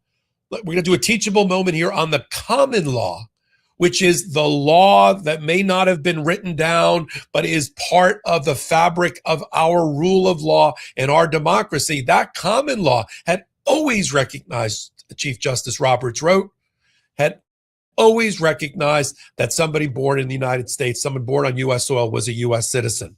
That opinion, let me give you the lineup. Roberts writes the opinion. Sotomayor, Kagan, Barrett, Jackson, and even Kavanaugh in the judgment, in the main ruling, joined together. That's the 6. 1, 2, 3, 4, 5, 6 in dissent. Thomas, who Roberts ends up having a debate with within the opinion. I'll read it to you. Gorsuch and Alito are okay with a president declaring who gets to be an American citizen or not. Now, let me unpack it for you in the case's reading itself. First, there's a focus on the common law. That is the law that pervades the society, passed down from generation to generation, sometimes codified in statutes, but often just reflected in case law, in precedent. Here's the Supreme Court reaffirming precedent. That's a shock. I mean, this new decision that just came out in the last hour or so, it's a great decision. But earlier, like 2 minutes earlier, they just opened the floodgates of campaign money to go flooding into the system in time for the midterms, primarily on the Republican side. They ruled against transgender athletes. And of course, they gave us this one, right? They gave us we're not going to take away your citizenship if you were born here. Thanks. But let me give you the ending of this opinion, which shows you the battle going on between Alito, Thomas, and Gorsuch, and Chief Justice Roberts, the majority. Bottom of page 25. We'll post this up on Legal AF Substack for paid members to read for themselves. Again and again, Chief Justice Roberts writes for the majority, the dissents cast the common law as feudal. I mean, feudal meaning back in the feudal days, medieval, and a remnant of the darkness of the Middle Ages, citing to Gorsuch's opinion and Alito's opinion. And this was not the view of the Reconstruction Congress, the Congress after the Civil War, says Roberts, where the dissents see feudalism, medieval, dark ages. The framers of the 14th Amendment, which is what we're dealing with here, saw emancipation. saw freeing of people, freeing of black former slaves, and making them U.S. citizens, consistent with the Emancipation Proclamation of Abraham Lincoln. By the time of the Glorious Revolution in 1688, going back now to our roots in England, in fact, the tie created by birth was less a duty than a right, the foundation of the ancient liberties of free-born subjects. That's the common law. Goes back to like the Magna Carta.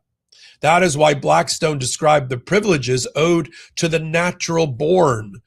Blackstone being a leading legal commentator that we even use even to today. Justice Roberts writes, that is why the colonists demanded the rights of Englishmen more than 250 years ago when they were in rebellion against the crown. And that is why abolitionists seeking the abolition of slavery in America lauded the ancient and universal rule of citizenship by birth alone as an ordinance of heaven. It was the basis of emancipation. It was the basis of the abolitionist movement, to see former slaves as human beings that had the divine right to be citizens of the state in which they were, or the country in which they were born. Citizenship then and now, says Justice Roberts, was the right to have rights to freely participate in our political community. The framers of the 14th Amendment extended that promise to every freeborn person in this land. We keep that promise today.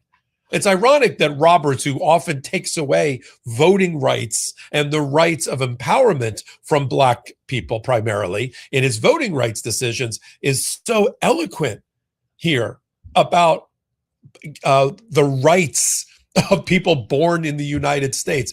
Putting that irony aside, let me read to you from a couple of other parts of this. I'll tell you what didn't come up in the majority opinion. This whole debate about, the 14th Amendment is only for slaves and newly freed slaves. It doesn't apply to everybody else, even though that's not what the constitutional provision provides. Remember when Donald Trump has always said, I think it's only about former slaves. Play the clip. And some of the cases we're talking about would be ending birthright citizenship, which now comes to the fore. That was meant for the babies of slaves. It wasn't meant for people trying to scam the system and come into the country on a vacation. This was, in fact, it was the same date, the exact same date, the end of the Civil War. It was meant for the babies of slaves, and it's so clean and so obvious. But this lets us go there and finally win that case, because hundreds of thousands of people are pouring into our country under birthright citizenship, and it wasn't meant for that reason. Now, it's no surprise that Roberts would be the author of this piece. You know, when he wants to go after rights and take them away, he hands the pen to Sam Alito, the poison pen. But when he wants to be magnanimous and generous, he takes the pen for himself. That's another aspect of the Roberts court. Now, Roberts, during oral argument, and we played the oral argument live stream up on Legal AF YouTube channel, you know, you could tell he was that they didn't have Roberts as a vote for the argument that Trump was making, which is that, you can't apply this 14th Amendment thing, to anybody else. It only applies to Black people. Listen to Roberts during the oral argument. You mentioned in your briefing and also this morning the problem of birth tourism. Do you have any information about how common that is or how significant a problem it is? It's a great question. No one knows for sure. There's a March 9th letter from a number of members of Congress to DHS saying, do we have any information about this? The media reports indicate estimates could be over 1 million or 1.5 million from the People's Republic of China alone. The congressional report that we cite in our brief talks about certain hotspots like Russian elites coming to Miami through these birth tourism companies. And I mean, here's the facts about it that I think is striking. Media reported as early as 2015 that based on Chinese media reports, there are 500 birth tourism companies in the People's Republic of China whose business is to bring people here to give birth and return to that nation. Having said all that, you do agree that that has no impact on the legal analysis before us? I think it's, I quote what Justice Scalia said in his Hamdan dissent, where their interpretation has these implications that could not possibly have been approved by the 19th century framers of this amendment. I think that shows that they've made a mess. Their interpretation has made a mess of the provision. Well, it certainly wasn't a problem in the 19th century. No, but of course, we're in a new world now, as Justice Alito pointed out, where 8 billion people are one plane ride away from having a child who's a U.S. citizen. Well, it's a new world. It's the same Constitution. It is, and as Justice Scalia said, I think in the case that Justice Alito was referring to, you've got a constitutional provision that addresses certain evils, and it should be extended to reasonably comparable evils. He said that about statutory interpretation. I think the same principle applies here, and I think we quote that in our brief. Thank you. Well, it's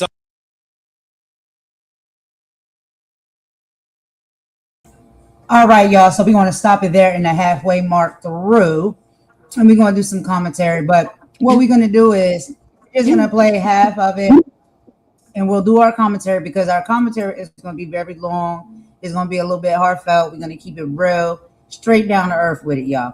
And we want y'all to chime in and let us know what y'all think about this too, because this is getting out of hand. It's very serious, and we see what's going on here. But Imani, I'm gonna let you take the lead on this one. I'm gonna come shine in just a minute because you know I got some thoughts I about have this. to stop. I'm trying to stop myself laughing about the phrase birth tourism. Now, I don't know. Child. Maybe some people have been pregnant, maybe some people haven't. But I can tell you, unless you're running away from something that is really, really dangerous and a threat to your life, the last thing you want to do, because the last thing I even wanted to do was go in the supermarket when I was 9 months pregnant.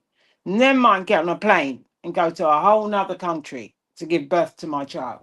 So right. The fact that this government walks into the Supreme Court and they say a phrase like birth tourism with no facts, no figures, no stats, no nothing, no nothing. They just say they say all these phrases without any backup. But first, what I want to do, because one thing I like to do is when people hear about cases like Dred Scott, which is what this ruling was based on, a historical case. Just want to talk about the case of Dred Scott, because then I'll talk about birth tourism. I could barely go to the shop when I was almost about to give birth. So I don't know what they're talking about all these people swarming in to give birth in a country. Right. There are many people fleeing from war-torn zones. I do get that. But really, I could barely get in a car. Never mind get on a plane. But anyway, that's another story. Or get on a boat to flee anywhere. But that's why I was laughing. I was just thinking, they have these phrases, birth tourism. That's a new one for me. Who was Dred Scott anyway? Dred Scott was born into slavery around 1799. His enslaver, John Emerson, took him from the slave state of Missouri into the free state of Illinois and the free Wisconsin territory, where slavery had been prohibited by federal law. Scott lived for several years in places where slavery was illegal. He later argued that because he had lived on free soil, he should legally be a free man. And after Emerson died, he sued for his freedom. The legal question was, the Supreme Court had to decide, could Dred Scott sue in a federal court? Did living in a free territory make him free? Could Congress prohibit slavery in US territories? Now, the Supreme Court's decision in 1857, in a 7-2 decision led by Chief Justice Roger B. Taney, the court ruled against Scott. The court held that Black people were not US citizens. The majority said that people of African descent whether enslaved or free, were not intended to be citizens under the Constitution and therefore could not sue in a federal court. This was the most notorious part of the decision. Dred Scott remained enslaved. The court ruled that simply living in a free territory did not make him free. Then, Congress could not ban slavery in the territories. This was the third part. The court declared that the Missouri Compromise was unconstitutional because it prevented slave owners from taking their property into federal territories, and their property were the slaves. That ruling opened up the possibility of slavery expanding into areas where it had previously been prohibited. And now, why was this so controversial? The decision outraged many people in the northern states because it expanded the rights of slaveholders. It limited Congress's power over slavery, denied citizenship to all, and I say all, Black Americans. And it deepened sectional tensions between the North and the South. What happened next? 4 years later, the Civil War began. Following the Union victory in 1865, the 13th Amendment to the United States Constitution abolished slavery. In 1866, Congress passed the Civil Rights Act of 1866, declaring that all persons born in the United States, except certain limited exceptions at the time, were citizens. In 1868, the 14th Amendment to the United States Constitution established that all persons born or naturalized in the United States and subject to the jurisdiction thereof are citizens of the United States. This amendment was drafted in part to overturn the Dred Scott decision and ensure that Black Americans could not again be denied citizenship by the courts. Now, why is this still discussed today? Because of birthright citizenship and because of the constitutional interpretation, civil rights, judicial power, and the role of precedent. So when modern courts discuss the 14th Amendment citizenship clause, they frequently refer to Dred Scott as the historical backdrop that the amendment was designed to repudiate. So one of the most important lessons from the Dred Scott case is that the law is not always the same as justice. And that's just a little brief outline on the Dred Scott case. Now, in this precedent, this is what they're talking about, and this is what they're referring to. And the court has reaffirmed birthright citizenship under the 14th Amendment, meaning that according to the majority opinion, thank God, a child born on US soil is a United States citizen, regardless of the immigration status of their parents. It argues that it brings an end to the legal effort to change the principle through executive action and says the court has reaffirmed more than a century of constitutional precedent. And this is why we need to know about the case that started this, because slaves were brought to the United States, and then when they were freed, the court was saying, you're not a United States citizen. Well, where are you a citizen of, and how can you get back to where you're meant to be a citizen of when you have no money because you didn't get your 40 meals land? This is what people don't understand. This is why looking up these cases is really important to understand why these Supreme Court decisions are important. And that's all I've got about that, Golden. I hope you can give more of the filler to that. No, that was really, really good. Thank you so much. Yeah, absolutely true. Like, and we talk about this all the time. We just be chit-chatting away, girl, and we talk about it. But we have facts here. And I'm going to tell y'all some of the facts, and then we're going to get real and raw with it, okay? So basically, what you really need to pay attention to is how are the people affected by this? So if the Supreme Court had ruled the other way, it would have fundamentally changed the face of American society because they upheld the amendment. Here is what it means for different groups of people right now, okay? So children of undocumented parents, they retain their automatic right to U.S. citizenship, passports, and social security numbers at birth. They will not be forced into subclass of people born in America without legal rights. Legal temporary residents, such as students and visas, the administration's order would have also stripped birthright citizenship from children born to international students, green card applicants, and temporary workers that are here on visa or visa holders. This ruling protects those families from having their children legal status left in limbo and the future electorate. Because these children remain citizens, they retain their automatic right to vote when they turn 18. Civil rights groups noted that changing this rule would have significantly shrunk and altered the demographic makeup of the future American voter. Now, here's the scope of the presidential power. This ruling sets a firm boundary on executive overreach. It establishes that a sitting president cannot unilaterally rewrite or bypass constitutional amendments using an executive order. To change birthright citizenship now, it will require a literal amendment to the Constitution, which requires a massive 2/3 vote in Congress or the states. So, in words of the Chief Justice John Roberts' opinion, citizenship then and now was the right to have rights, to freely participate in our political community.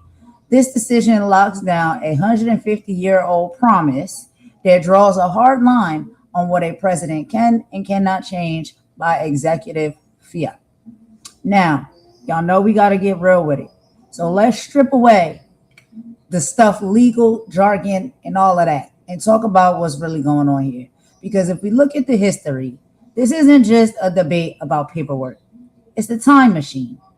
And honestly, looking at some of these court opinions, you have to ask, are we trying to move forward or are we going back to the days of the powdered land fur wigs and the knee breeches? Real and raw is what we have to do sometimes, right? Ridiculously, unfortunately, break down how history does tend to repeat itself. Why race, why race is honestly the elephant in the courtroom. We have to be real and raw about that as well. And while they can't seem to leave the 14th Amendment alone. So here's the originalist time machine. To understand why they're fighting over this today, we got to look at why the 14th Amendment was written in the first place back in 1868. And Imani, you touched on a lot of this. Before the Civil War, the Supreme Court dropped one of the most infamous legally bankrupt decisions in American history, the Dred Scott decision of 1857.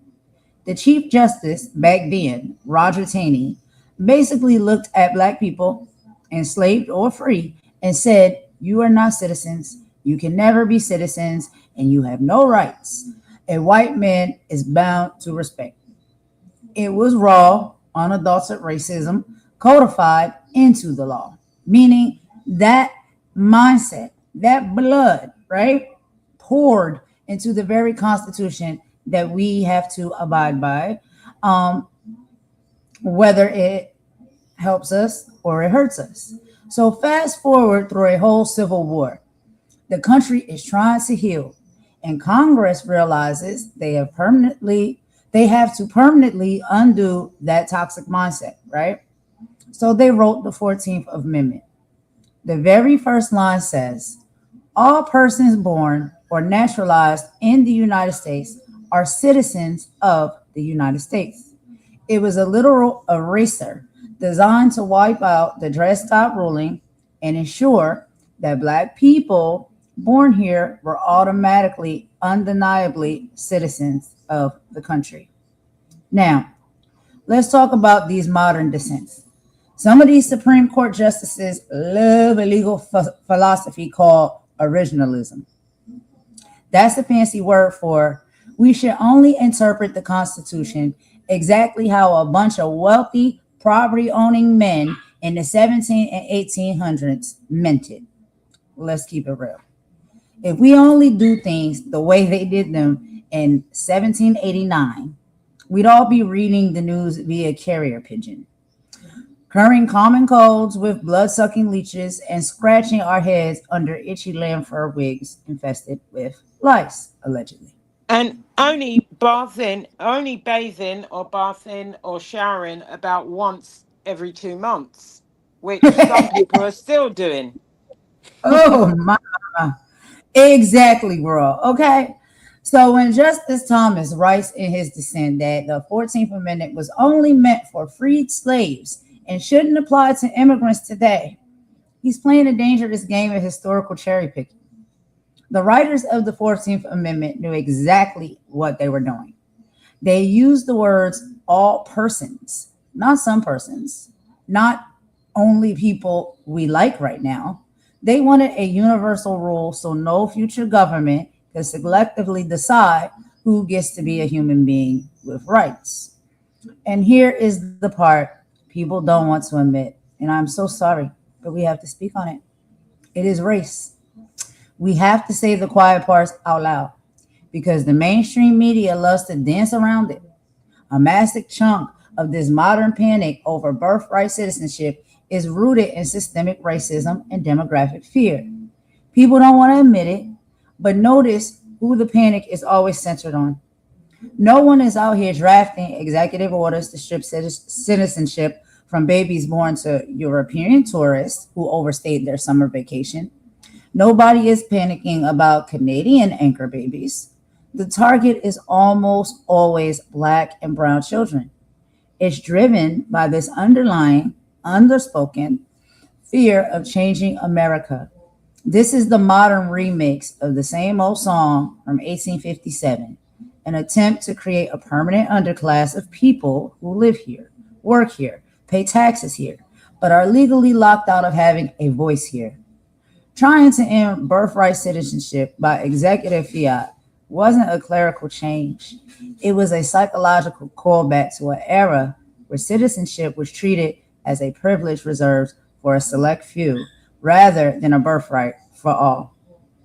So Can I just interrupt you there?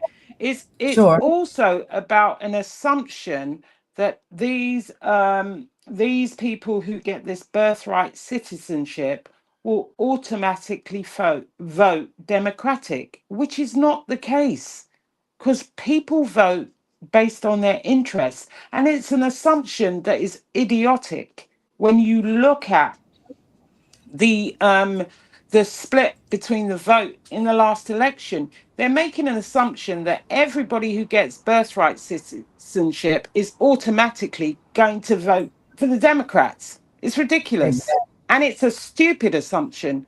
And it is a ridiculous assumption that they're making. And I don't only think it's because they're Black and brown. They just assume that anybody who gets birthright citizenship is automatically a Democrat. It's ridiculous and asinine. Exactly. And then we pay attention to everything that is happening. All right. Now I wanted to play, and we'll do that because we got more political days and coverage that we got covered up with the content.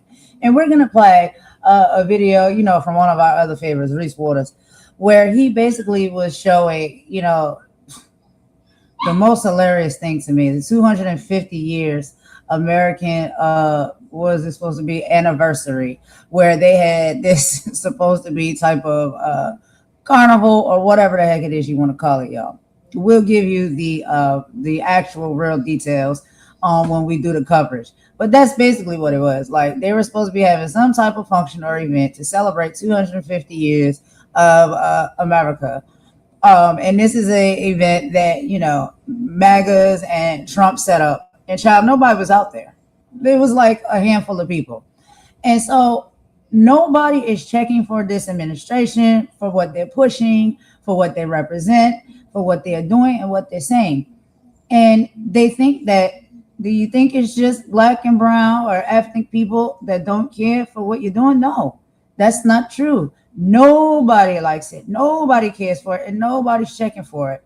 And so, like you were saying, Imani, when it comes to this birthright citizenship, if they feel as though they're putting that in place so they can, guarantee a vote, you're not going to get no votes from putting that in place because there's so many other things that y'all have destroyed for people that they don't like you. So they're not going to vote for you regardless.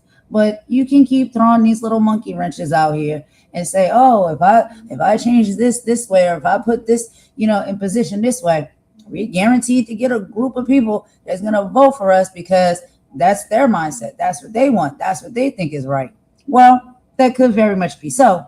But what about this whole other long laundry list of things that's not in their best interest as well? They're not voting for you because of that as well. So, it's like, make it make sense. But the other thing that we need to celebrate is they didn't manage to reverse this Right. ruling and this amendment. And this is what we were talking about when we were talking about positive things are happening. People are waking up, people are taking note. There are lots of advocates that are going out there and fighting against these things. And for me, personally, I don't think it's important who you vote for, as long as you understand why you're voting for who you vote for. It doesn't matter whether you vote Democrat, Republican, Green, Independent. Right. It's who voting for the policies and understanding the local government policies that will be put in place, because we don't need to fight about our political differences.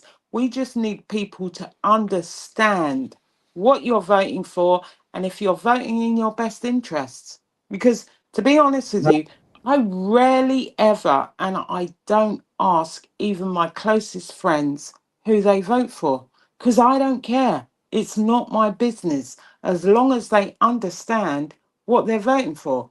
And that's what we have with people that I discuss politics with when we have political debates, because there are things I agree with on different sides of the fence.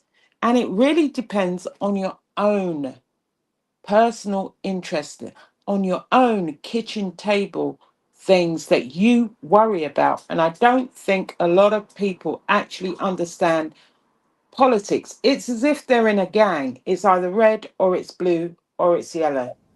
Yeah. Yeah, It look at that. really is. And it's not important to me who people vote for. It's important to me that people understand what they're voting for.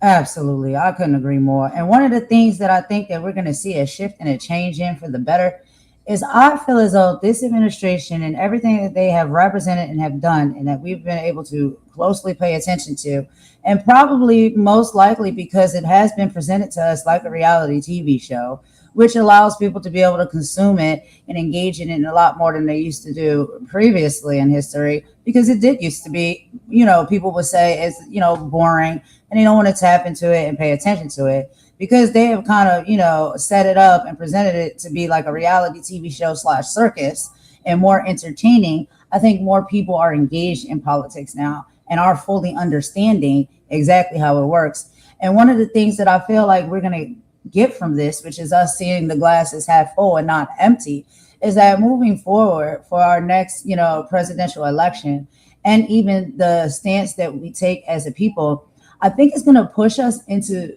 actually probably needing or wanting or demanding a different party, right? Because when it breaks down, when we look at it and we break it down, whether, like you said, Imani, if you're independent, if you're Republican, if you're Democrat, at the core, we've seen what it looks like when basic human rights are taken away. And whether you're Republican, Democrat, independent, your human rights should be at the top of your list. And if you don't have those, the small minuscule things that you think is important to you that you vote for, that's not even going to matter. That's all of those are going to get canceled out. You know what I mean? If you cannot have your basic human rights, okay, no matter what party you show up as or you decide to choose or represent, then we have to ask ourselves, what is democracy? Can we have a refresher course? Because I thought it was about the people in the needs of what's best for the people. And if you are a human being and a person, what's best for you is your human rights and your freedoms, to live comfortably and free and have your basic needs met. And it doesn't matter what party you represent. If you're not getting that, a lot of people are going to start to see this thing differently. So I think we're going to be moving forward in a very traumatic, not traumatic, but a very new way when it comes to this next election that we're going to have. I think people are really going to see the government, this political sector, and democracy through a very different lens. And I believe in my heart that is what is necessary, and it will be a good pivot and change. What do you think, Imani? Yeah, I think what's happened during this cycle, even in the UK, has made people sit up and take note. And I've always said to people, all elections are important. Your local elections are important. If you've got a child at school, your school board elections are important because a lot of things are determined by school boards, by people in charge of the school board. And people need to take note of local elections and how your money is spent and what they're spending these budgets that they get from the national government are about. Some people only take note of national elections. It is very important down the ballot. Every election matters. People need to Yes. sit up and take note. And I think the shock of what's happened with this administration is really making people sit up and take note. And I think not only in the US, I think things about civics, because there are a lot of people that have a vote, that don't vote, that, when we talk about the history of how people fought to get the vote, I think it's really important for people to understand that people died. Some people really fought, went to jail and died for you to get that vote, that you might sit there and play PlayStation and say, can't be bothered. It's Right. really important. It's really Right. important because it determines what happens to you, what happens with your taxes, what happens with the school, what they teach your children. People have to understand all votes matter. I know some people say, I don't care, I don't trust government. But if you don't vote, don't complain. That's my philosophy. Right, right. And it can make a difference, y'all. And trust me, don't get me wrong. Because, I get where some people come from when they say I don't trust government, because we talking about different levels, different branches. We understand a lot of people don't trust government, and clearly what we're seeing now is almost all branches. But initially it was the judicial branch, right? The branch of government that's supposed to protect and serve. And we seen how that branch of government got so corrupt to where it wasn't doing its job and putting that peace of mind in people's hearts and their families, when it comes to protecting and serving, and fairness when it comes to the judicial system. So I think a lot of people have lost hope in in the government, mainly at the top when it comes to the judicial system. Secondarily, I think it also comes from the fact that, there are a lot of people out here that, have realized that the government is supposed to make sure, in the best way that they can, that everyone in the country, every citizen, despite your tax bracket, despite what, income bracket you are on, that your basic needs are met, that they actually care about your well-being as a human being. And we have seen too many encounters where the government sits back or even orchestrates things to happen, right? Allegedly, that we've experienced as human beings, to where your life as a human being matters not one bit. We have organizations that protect animals and pets more than they protect human lives. And people have sat back and been on the other side of that. They have witnessed that. They have struggled and fought against that. There's so much that the government has done to let people down, or the lack of what they've done, right? To really let people down to where a lot of people are on the fence. And you really, as a person who has given up hope, have actually sat there and thought, well, it can't get no worse than what it's already been. And this administration and what we've been seeing, wow, we all are literally sitting up here, not all, but a lot of us are sitting up here and saying, we didn't think it could get any worse. And then there are select groups, yes, and races of people that have been, sheltered from a lot of what the letdown of the government can be and the weaponization of the government can be, because they've never been affected in this way before.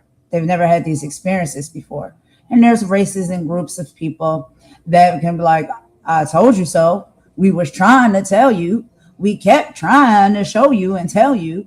But when it doesn't bother you and it's not at your front doorstep, then you can walk around like it doesn't exist and it's not real and it doesn't happen. And what we're seeing with this administration right now is everybody getting a little bit of sting. It don't matter if you're a billionaire. It doesn't matter. Everybody getting stung up and done up. And so now people are activating. Now people are waking up. Now people are getting frustrated because they never thought for 1 minute that it would be them. They say, oh, we're cool over here. Nothing's bothering us. It's not affecting us in any type of negative way. That's them down there. That's them over there. That's them up there. When it's not happening to you, you don't care. We're seeing now with this administration, everybody's starting to care because everybody's getting affected. And maybe that's what it took for people to really open up their eyes and see when it comes to humanity and the fairness and the rights of the people. And not just, we are speaking right now on the United States, but not just in this country and the world. This ain't it. This is not it. And we refuse to keep going forward yet another year and another year and another year with these structures of government in place that are not doing anything to help us, to save us, to put us in a comfortable position. We can do it ourselves. We can work tooth and nail and work our fingers and foots to the bone to make sure, we good. Our family is good. Our people, our communities are good. But if we doing that, right, and the government's doing nothing, then people are going to say, what do we need you for? Why are you here? Why is it structured like this? I don't know. I think a lot of questions is being asked, and a lot of people are second guessing what they thought was a sure shot. It's not a sure shot. And now, the curtain has been pulled back.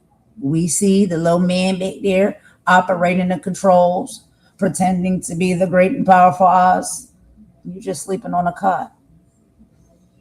It's not all what it's cracked up to be. And I think this administration has been the main one to really allow us to see it for what it really, really is. I don't know. I just feel that way. What do you think, Imani? Yeah, this administration has really held a mirror up to.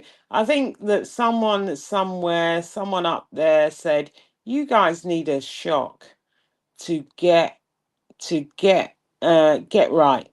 You need a shock to realize your vote matters. You need a Right. shock to realize that it can all turn nasty for you overnight. And that's why I said, your vote is important.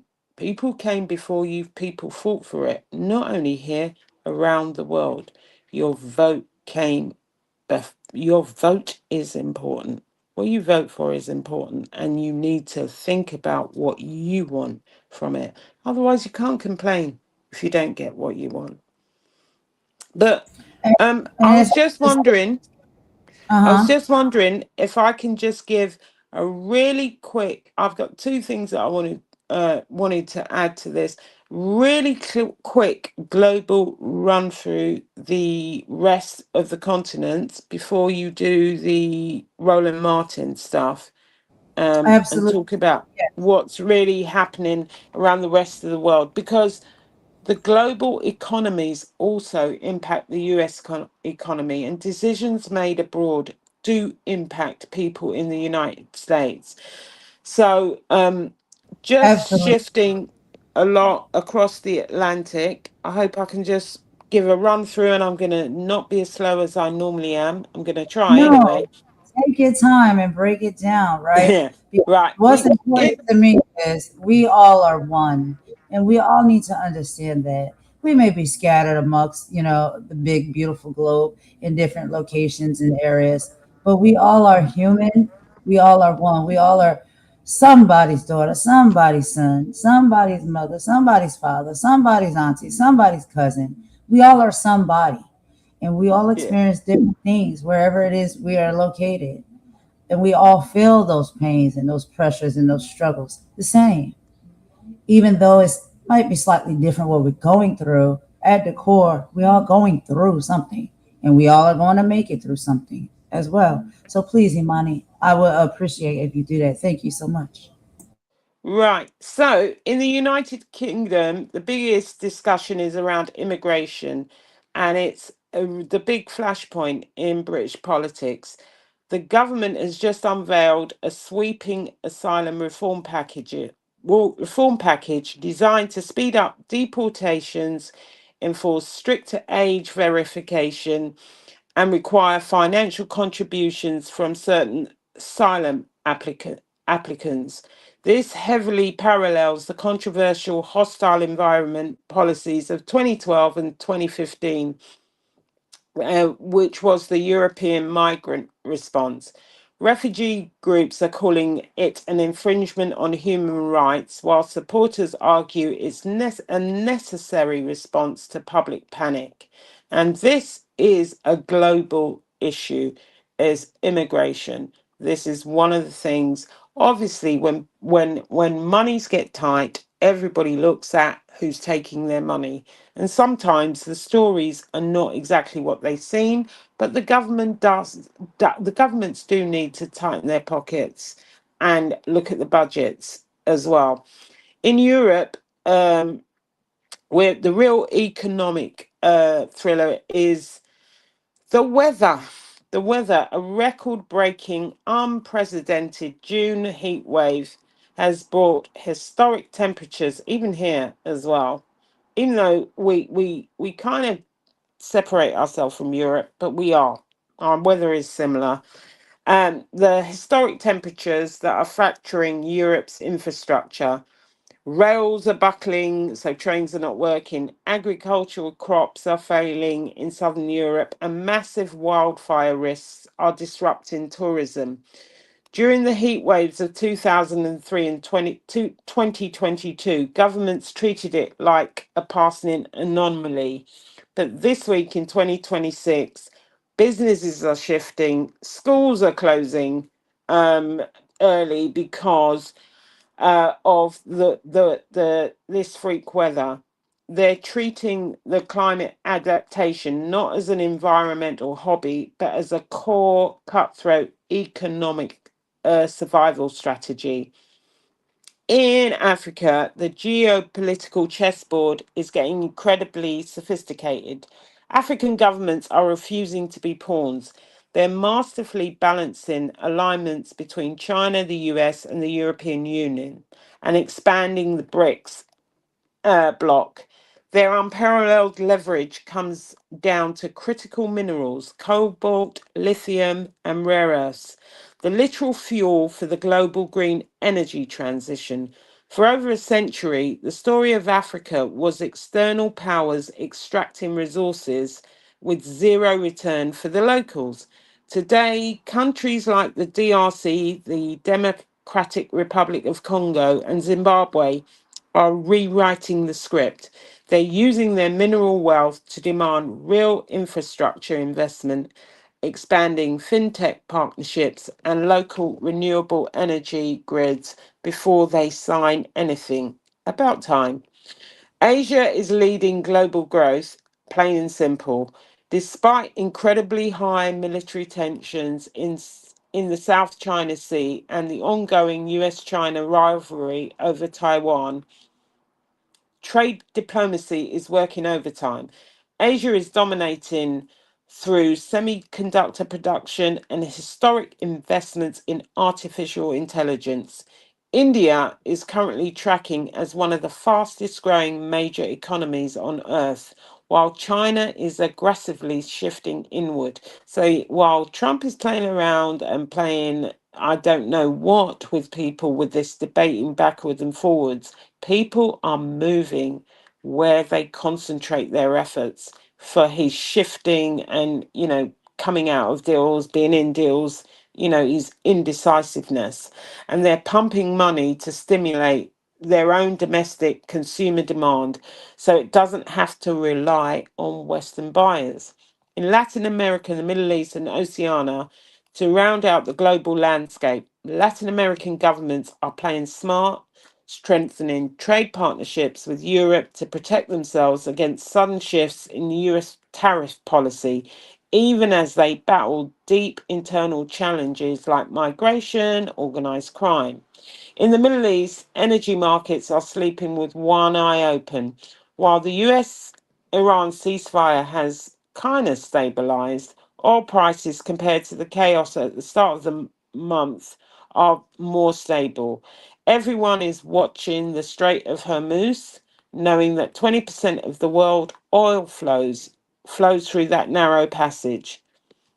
It reminds us exactly of the 1973 oil crisis or the tanker wars of the 1980s. One wrong move and the price of gas at the pump in North Carolina doubles overnight.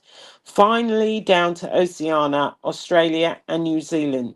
They're walking exactly the same tightrope, strengthening security alliances with the West while trying to desperately not anger China, who buys the bulk of their commodity exports, and it's a world operating entirely on a wire.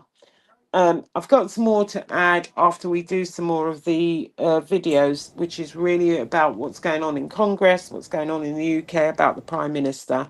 But I don't want you to hear too much of my boring voice. So it's over to you, Golden. No, you're not boring at all. My little peanut, he went to sleep, child. So mama is free at last, free at last. Thank God Almighty, she's free at last. So anyway, she just wanted to come out and say hello to everyone and just had a few things that she was going to add and chime in on. But no, you're fine. You can finish if you want to finish now or do half of it after. It's up to you.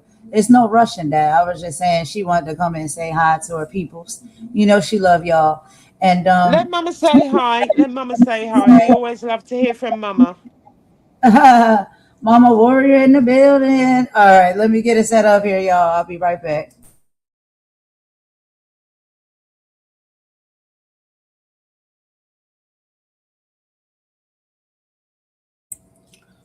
Well.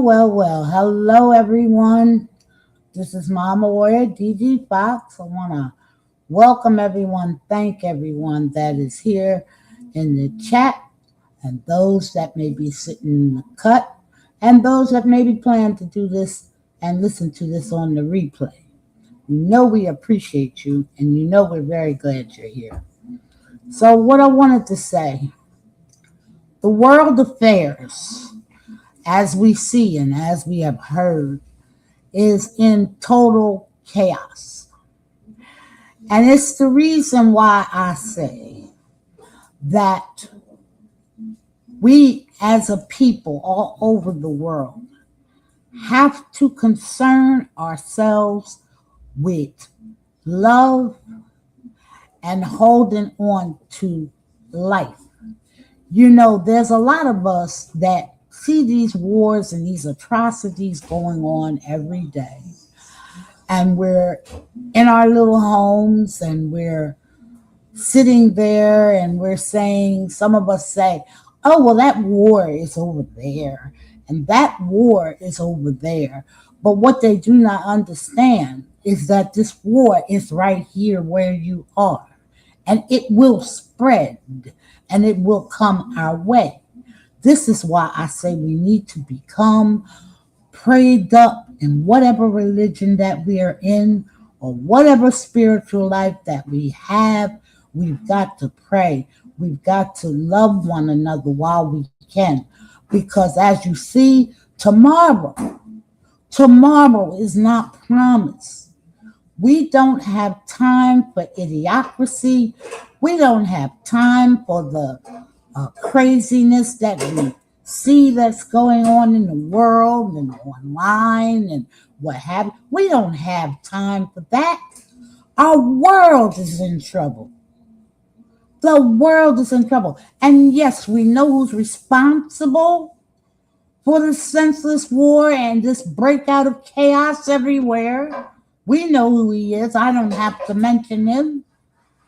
But you know, in my heart, I don't hate nobody, but I hate the way this man has taken our United States and our world and turned it upside down and doesn't even care what he's doing. He doesn't care. But I got something for you. There are some people that think that that man, that president, is God. And I just want to remind you something. This man is not God. And in the end, we are going to see that God is going to show up and show out in whatever religion that you pray to, Allah, whomever it may be. It's going to show out. And this little man is going to be nothing but a little grain of dust, and we're going to forget and not even remember this man's name. But I just want us to know that take time and love your family. Take time and love your neighbor.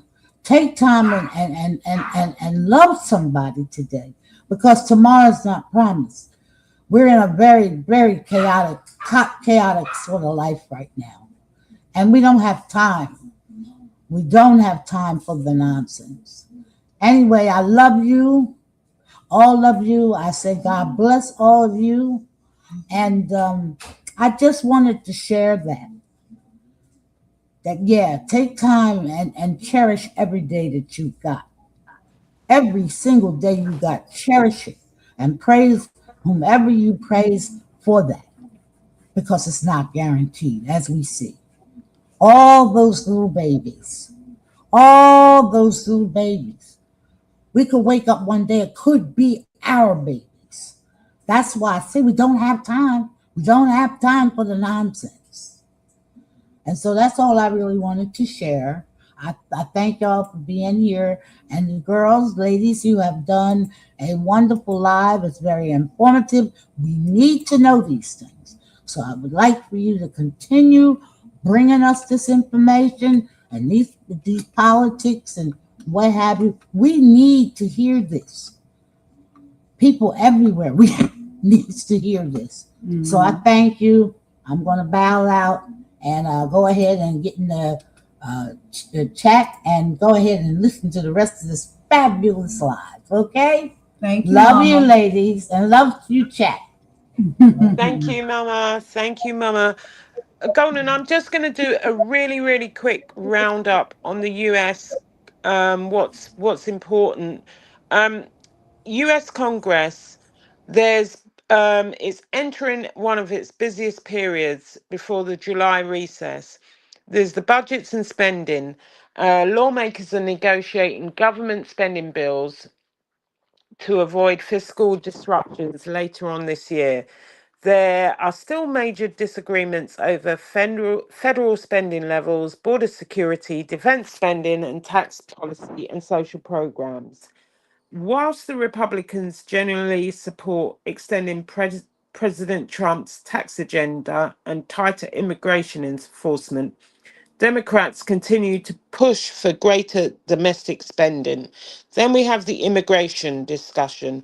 Immigration remains one of the biggest issues before Congress. And debates continue over border security funding, deportation procedures, asylum processing, and the federal authority over immigration enforcement.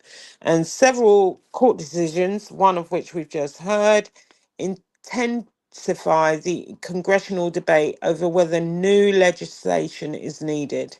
And then we have trade. It's Congress is also watching the tariff policies, supply chains, manufacturing incentives, and implementation of trade agreements. Trade with China and North American partners remains a significant focus, as we've heard. Supreme Court, we heard the themes on immigration, elections, and presidential power. In the UK, following Keir Starmer's resignation, the Labour Party leadership contest is underway. Obviously, I said the front runner is Andy Burnham.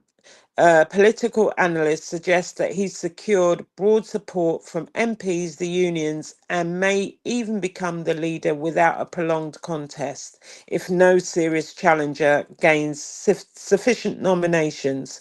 Other names that have been mentioned are Angela Rayner, West Streeting, and Yvette Cooper. At present, he remains the clear favourite. His priorities are raising living standards, economic growth, greater regional devolution, NHS reform, and rebuilding labour. And last but not least, another important thing is the Iran negotiations. Talks have been taking place in Qatar, Pakistan, Switzerland, and Oman, and we know there are still issues being negotiated about the nuclear program, sanctions release, security guarantees, inspection of nuclear facilities, and freedom of navigation through the Strait of Hormuz. There's still some major obstacles, and we've talked about those. It matters economically because although oil prices have stabilized, shipping continues, and investors are less worried about a wider regional war. But however, there are still some things to be negotiated. So that's just a quick, brief outline of what's going on around the world and in the UK and the US. And that's it from me. That's an excellent roundup, Imani. I just love how you speak. You're just so professional. I love your voice. But I'm gonna just go ahead and add a Stop few, it, because we're going to wrap be ups, talked tie ups. about. They're going to be Oh talking God. about us for Oh, ages. child. They're going to be talking about how you tell me how intellectual I am. You know they are, because they're so nosy and they have nothing better to do than critique our content. But we don't care. So we do have another video, y'all. We got some bonus videos we're going to get into and some conversations we're going to have in just a moment. But first, I want to go ahead and put a nice big bow around all of the excellent coverage that Imani just gave us here, not just globally, but some things from the United States as well. So for a minute, I just want to take a step back from the policy maps and the political crossfire to speak directly from the heart. And yes, it is from the heart. I just, type things up to make it more structured. That's all. But anyway, what we talked about today, from the record-breaking heat fractioning infrastructure in Europe to families seeking safety in a world that is rapidly tightening its borders, it can feel overwhelming. And when we see talking heads on television weaponizing people's pain for clicks and views, or progress on their television shows, using ugly old rhetoric to tell human beings to go back to places of crisis, it hurts. It's designed to make us cold. It's designed to make us look at our neighbors with suspicion. But over here on this platform, we choose a different path. I want to say this loudly and very clearly, because I know it's been speculation and question around it. There is zero doubt over here that we love, we care, and we stand for everyone. We refuse to let corporate media dog whistles or social media dog whistles strip away our empathy. When we look at our Haitian brothers and sisters or anyone fleeing instability, we don't just see a headline or a political football, excuse me. We see our human family. We see a history of resilience that deserves respect and not ridicule. Bringing awareness to someone else's fight doesn't mean that we love our own home any less. It means we understand that our fates are tied together, whether it's a family navigating a changing climate across the ocean, or someone right here where I live in North Carolina trying to keep up with the cost of living. Struggle is struggle, and the only way through it is together. So let's keep holding space for compassion. Let's keep demanding truth and historical accuracy, just like we're going to see in a minute Roland Martin had to do. But most importantly, let's keep loving each other through the chaos. Thank y'all so much for building this community with us and staying grounded, staying empathetic, and we're going to be coming back broadcast after broadcast, live after live, conversation after conversation, and continuing to push this agenda forward because they are trying to take us back, and we are not going there. We say no. And just like you said earlier, Imani, when we look at the glass half full instead of half empty, we have to take the wins, right? And the positive that sometimes comes with a side of negative. So when we spoke about earlier the Supreme Court, the majority of the Supreme Court looked at executive orders and said, not today. They reminded the country that a president is a public servant, not a monarch, and they cannot wave a magic wand to delete constitutional rights just because the political wind blows a certain way. We might still have to fight people who want to drag us backwards because we know sometimes you got to fight. But the law of the land stood firm, and we are going to be keeping our rights. We are keeping our votes, and thank goodness we are leaving those lamb fur wigs in the history books just where they belong. And so, y'all, before we get into Roland Martin coverage, I want to go ahead and some people are still wearing them. Some people are still wearing them. They still wearing them lamb fur wigs. Well, child, we need to upgrade y'all. We need to help y'all come up with a little bit better of a hairstyle because those wigs are out, and the rhetoric that came in with them is gone as well. And we are not going to be accepting it. So return back to sender. But anyway, y'all, let's go ahead and take this quick little song break so we can, get us some water and clear our throats because Lord knows we've been talking a lot on this live, y'all. But rock with us with this song right here. And when we come back, we're actually going to be listening to a video where Roland Martin had to get Megyn Kelly all the way together because she's out of pocket. The things that she says, I don't know if y'all hear it or if y'all know about it, but we're going to show you a little something today. And shout out to Roland Martin. He had to get her all the way together. So we'll play that in just a moment after this quick song break. We'll be right back.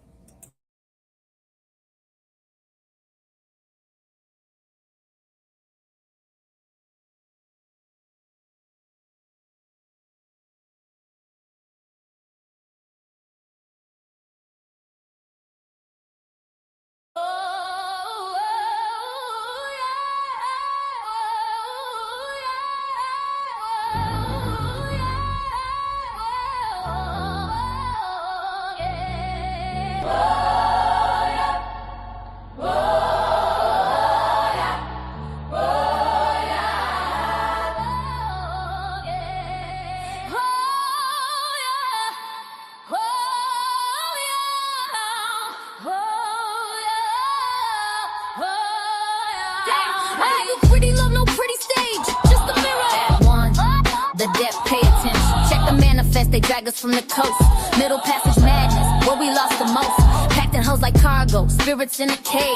Built a brand new nation, lived a life of rage. Yeah, we were the property, the 3/5 compromise. Picked the cotton, built the White House with our hands inside. And they watered all the poplar trees with our blood and cries. Yeah, you know what they were for beneath the southern skies. That strange fruit hanging message of the hate. A simple wrong look was enough to seal your fate. To my brown kin, they just stole it, called it manifest. Killed the Aztecs, stole the planes, put them to the west. Good old days, the signs on the wall. They want us broken, silent, waiting for the call. They wanna push us backwards, drag us down to hell, but we ain't going back, not going back. We ain't going back. We ain't going back. We ain't going back. It's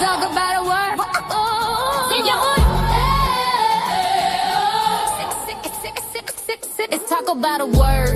See how it sticks, 6 letters, COLORED to politics. Not a person, just a label, just a shade on a chart. A legal way to tear a whole damn race apart. Colored water fountain, colored waiting room, colored entrance round the back, a social living tomb. Jim Crow was the law, man, segregation was the tool. Taught a child to hate his own skin before he went to school.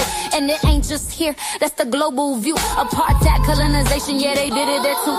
That word was a weapon, a boot on the neck to say you live, you die, you move at our check. They want the good old days, the signs on the wall. They want us broken, silent, waiting for the call. They want to push us backwards, drag us down to hell, but we ain't going back. We ain't going back.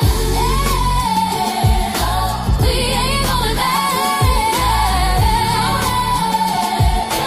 We ain't going back. We ain't going back. Don't you dare say it's repeating. It never stops. They just got new suits, new slogans, new cops. They ban the books that tell the truth of Act 1. They call a protest riot soon as the marching's done. They tell us get over it, it wasn't us. While they build the same systems of them and us. Gerrymander the district, choke the money from the school. Praise the good old days while they fill the modern jails. This is the warning, this is the last thing. We learned your lessons, now we understand. We are the children of the ones you couldn't break.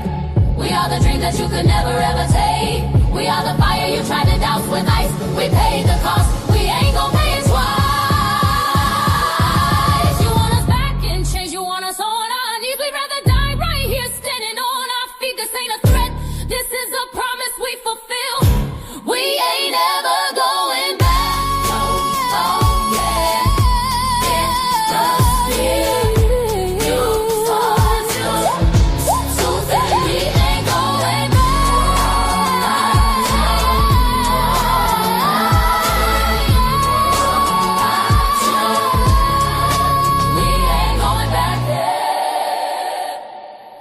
We'll fight you tooth and nail.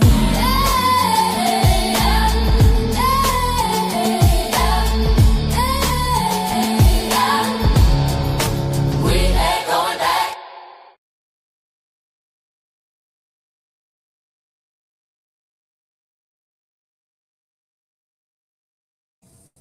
All right, y'all. So thanks for rocking with us with that quick little song break right there. We are back. We are back. We are back.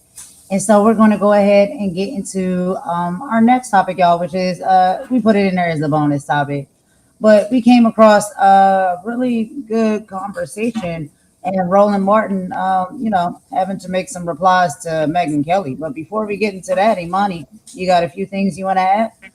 Yeah, I just wanted to say there are a few people that we need to give a shout out to because they help us with putting our content together. These are, as well as the normal news sites that we look at, we got people like Yeah, Midas we Touch. didn't do our content creator shout outs in the beginning as Yeah, well. So yeah, I would do those. We can do those right at the end, but on the kind of political stuff, we look at Brian Tyler Cohen, Midas Touch, I've Had It, Roland Martin, Mark Lamont Hill, Native Land Pod, Tiffany Cross.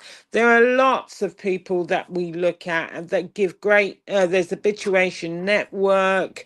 There's a few others that I'll give to Golden and Golden looks at as well that we'll put in the description. These people have great political content. They break it down really well. Sometimes it's funny, sometimes it's not, but they do give good information about what's going on, and we'll put that stuff in our description.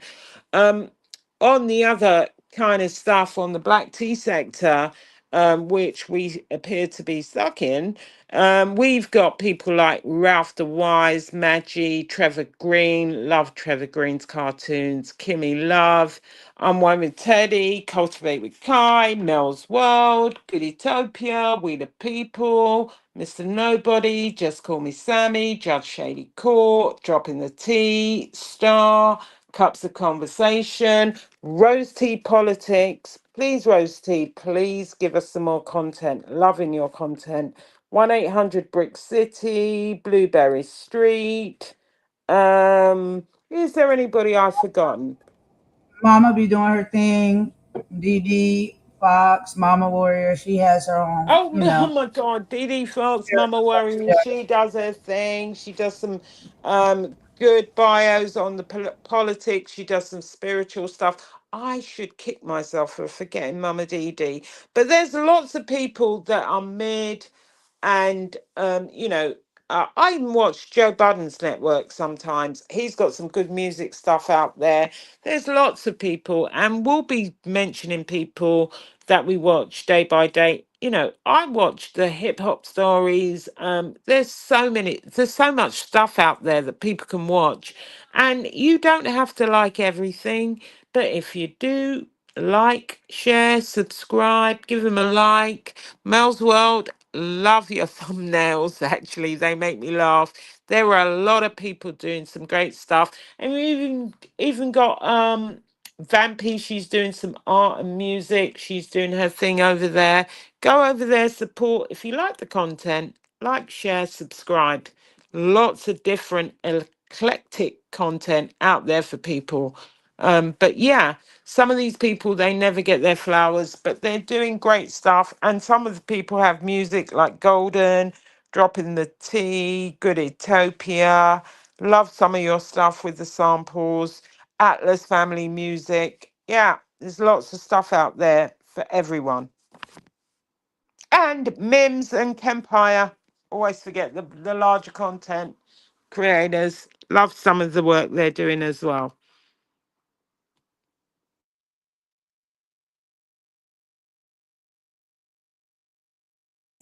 Thank you for that, Imani. Yeah, and that's what it's about, because there's enough to go around for all of us. Everybody has their own little place or space that they can fit into and do it in their own style, in their own way, and put their own little swag on there, a little swaggy swag. So that is the excellent part of coming to YouTube, because you have so many different variations and so many varieties of content that you can choose from, and topics or categories or niches or whatnot that you may be interested in. There's so many people out here that have something to offer, and so we can go around and support one another, but we also can go around and engage in each other's content if it's our cup of tea.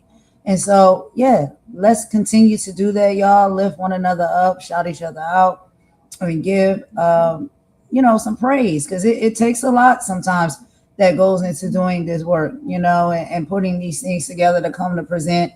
And we all just really want to honestly just be one whole big happy community. Well, I can't speak for other people, but at least that's what I want, y'all.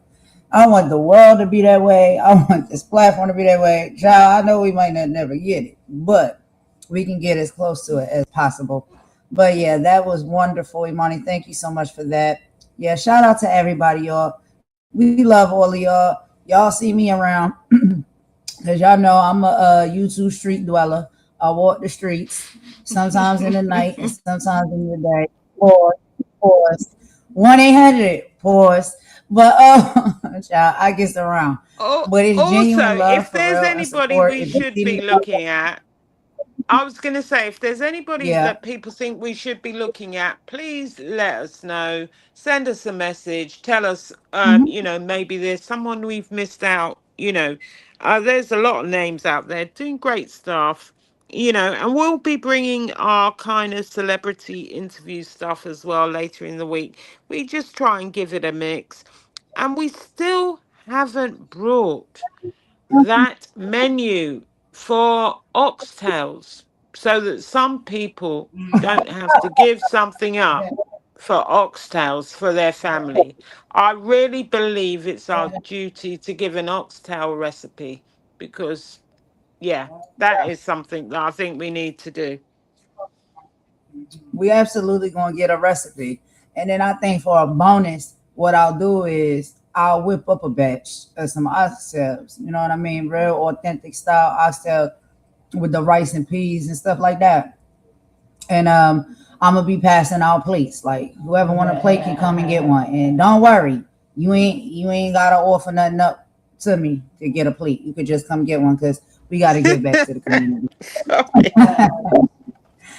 We gonna feed the world, Even child. if it was offered up, we ain't taking it. we've thrown it right back where you're offering it from. Sorry. Yeah, typical boomerang style, girl. You can have that right on back. You ain't got to get that for no oxtail plate. We got you. Don't worry. We'll hook you up. But see, we a little funny and a little, a little petty, a little messy sometimes, but it ain't got to go below the belt and it ain't got to be fictitious. That's the thing. We can get a little jokey joke in there every now and then. But anyway, child, let's go ahead and give a little brief synopsis of this next video. I'm gonna go ahead and play, right, that we can watch together. So Roland Martin had to get Megyn Kelly all the way up in check, okay? And he's calling out the rhetoric, okay? So we are going to be discussing how, following the recent Supreme Court decision rolling back temporary protected status, which is the TPS, for Haitian and Syrian migrants, media commentator Megyn Kelly took to the airwaves and her platform, launching into what can only be described as a deeply xenophobic, racist tirade. She essentially cheered the stripping of protections, shouting a modern, amplified version of the old white supremacist dog whistle, "Go back to Haiti," is what she says. But veteran journalist Roland Martin was not having it. On his digital network, Roland completely torched Megyn Kelly, pulling zero punches and matching her energy with pure, unadulterated truth. He looked dead into the camera and asked her directly, "Why don't you go the F back?" Mapping out the factual history of migration, colonization, and European theft. Now, Imani, I know you watched this unfold. Break down the core talking points of how Roland cleared the room on this one, because we watched it. What was some of your thoughts? You want to give some here before we start the video, or you want to hold on to yours until after, I in think between? I'm gonna hold on to mine until after, because I love to watch Roland, You and want I to love the fact you want that he always brings facts. Of course he does. He definitely does his research and his facts. It's about 12 minutes total, little clip or whatnot. Do you want to do the whole thing all the way through, or you want to split it in half and do like 6 and 6? Let's do 6 and 6. Okay, that sounds good. All right, y'all. So let's get right into it. We're gonna go ahead and play this video here from Roland Martin. Shout out to him if y'all have not checked out his platform. And he also has his own media company, right?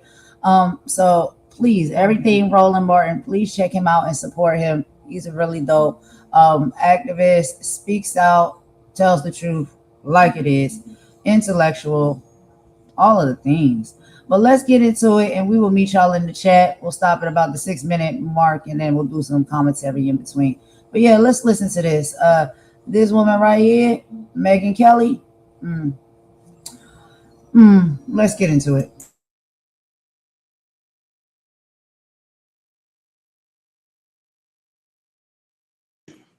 Last week about these absolutely despicable, racist ass comments that Megyn Kelly had to say about Haitians after the Supreme Court's temporary protected status ruling that said Trump could send 350,000 Haitians and 6,000 Syrians back.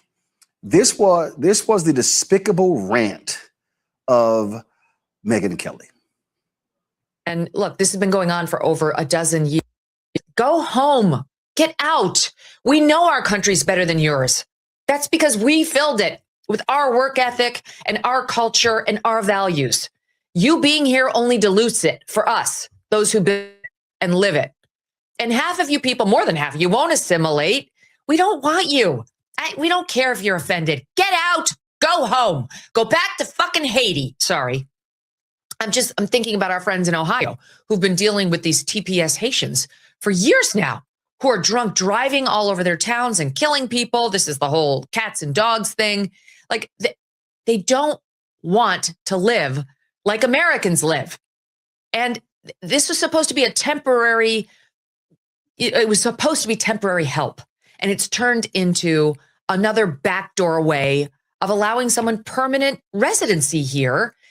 And they take advantage of all of our public services. Just lying, just spewing absolute bullshit. Well, Actress Garcelle Bouveau, who is Haitian American, she clapped back against Meghan. Emma is 57 and she's starting Chinese.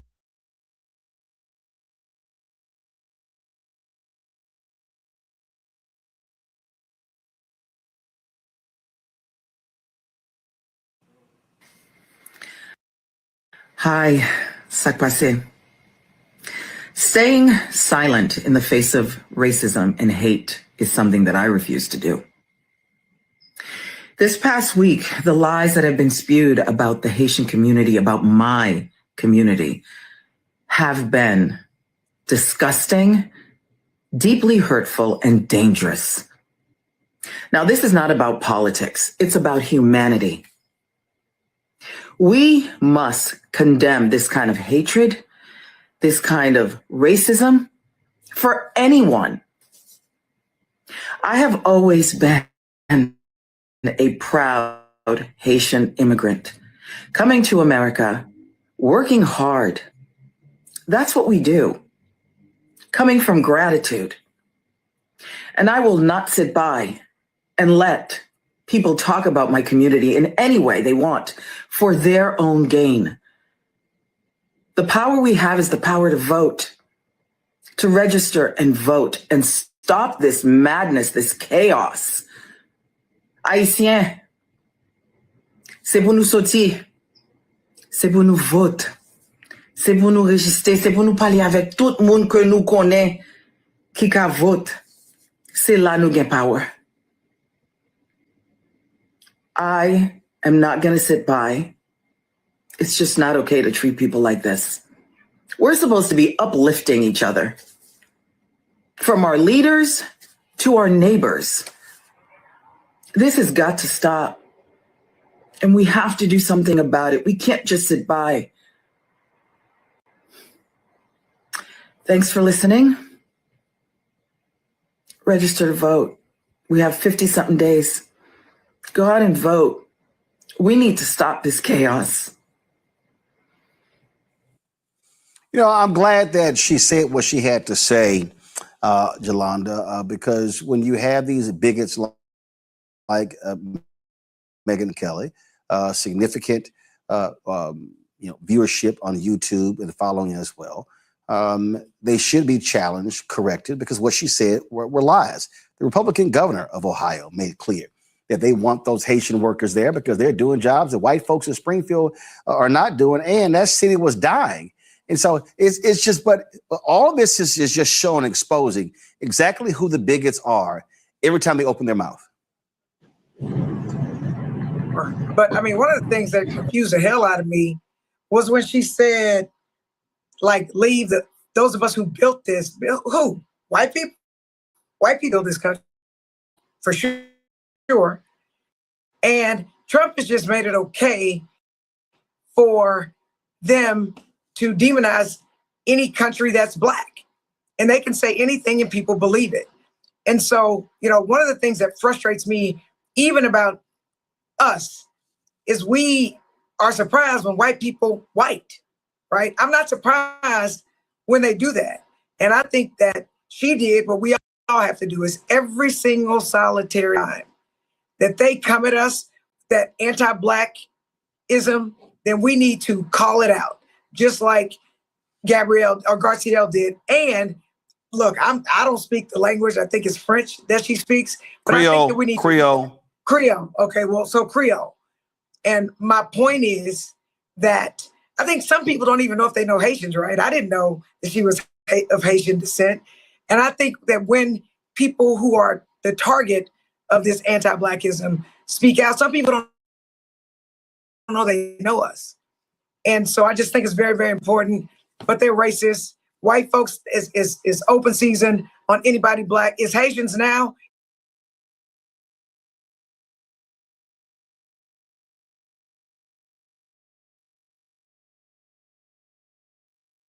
With Haitians, the next thing you know, they're gonna be coming for us. Listen, I'm always about checking them, Kelly, any time of the day.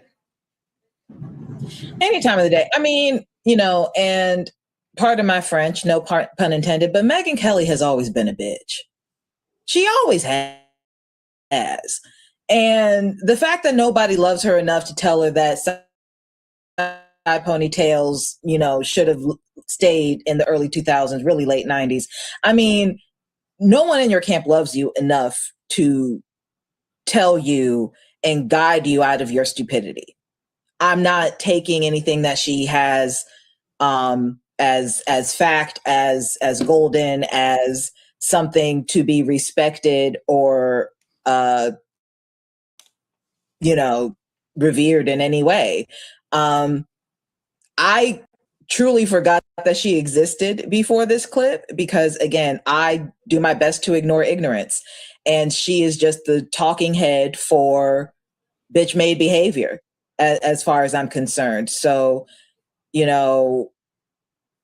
I do my best to keep this, to keep my world, insulated from the caucasity of today. And it is unfortunate that she is the talking head for such things.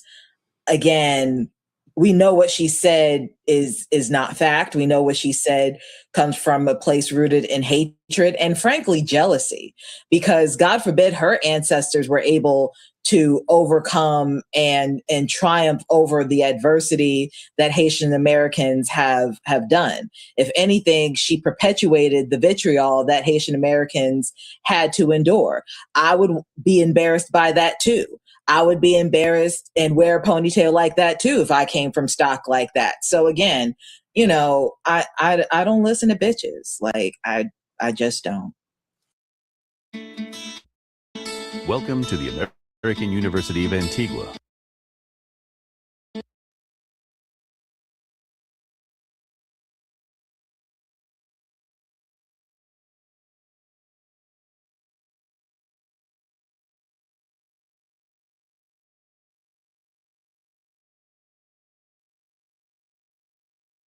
Thelma?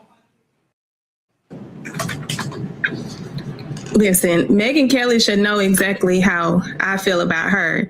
And it's not surprising. Like, the history we know about Megyn is she made her millions off putting an end to laying on her back. Something that white women are used to doing, which is how they have attained certain levels of success. That's their identity. That's their DNA. And Well, she was a part of, you had that whole issue at Fox News. There were no, I don't recall any stories saying she slept with Roger Ailes. But no, that's not what I said. Yeah, that's not what I said. When I said she put an end to laying on her back. Okay. So that's just the reality of what we deal with these type of white women in corporate America. They don't have a understanding of what this country really stands for. African Americans built this country. I looked pretty healthy on our on back, the outside, but this scam through our generations of labor, through the sacrifices that our ancestors made, through pain, our resilience, and survival mode. Now, the one thing that she continues to do is try to rob what history says about this country to make it fit her narrative. So when she wakes up in the morning. All right, y'all. So we about halfway through here. So we're going to stop for a quick commentary break.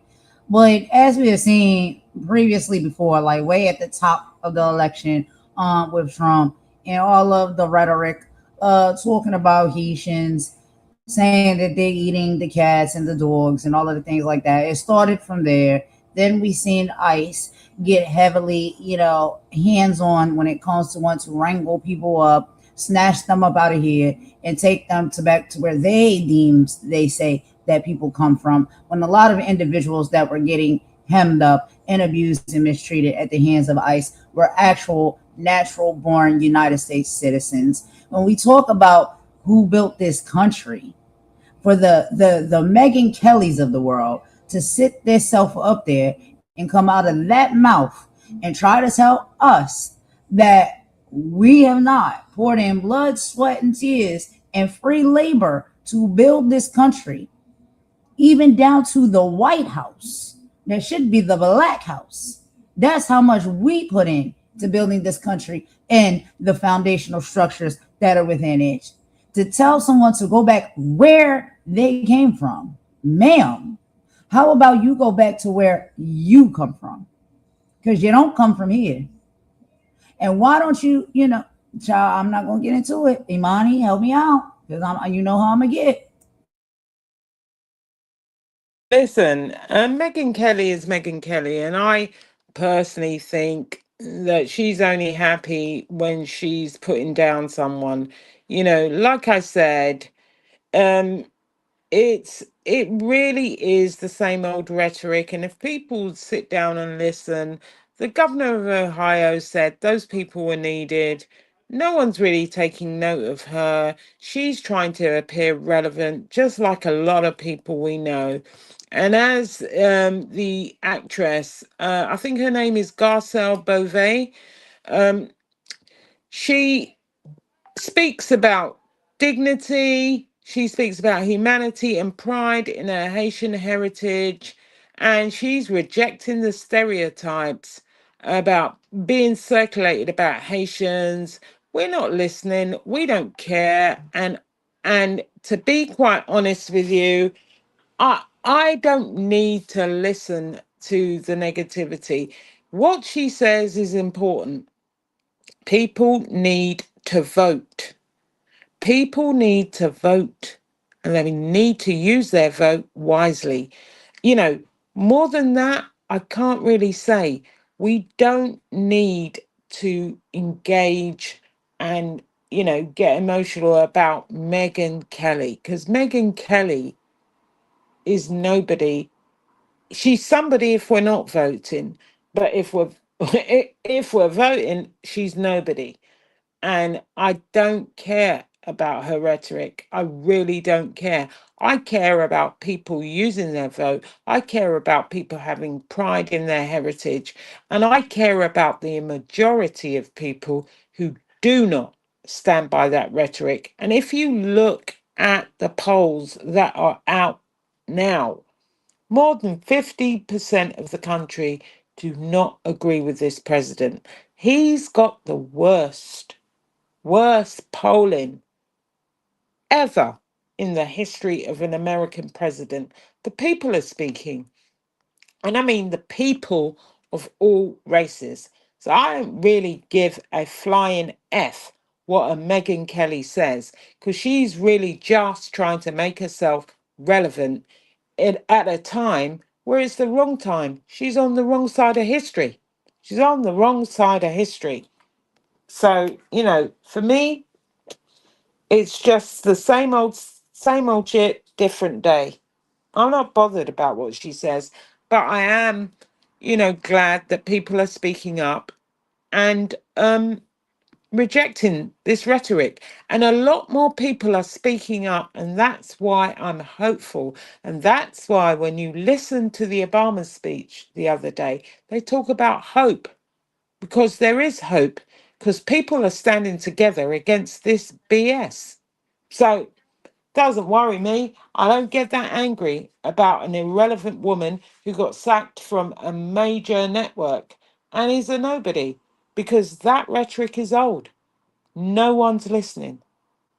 No one cares unless you don't vote. That's how I feel about it, really and truly.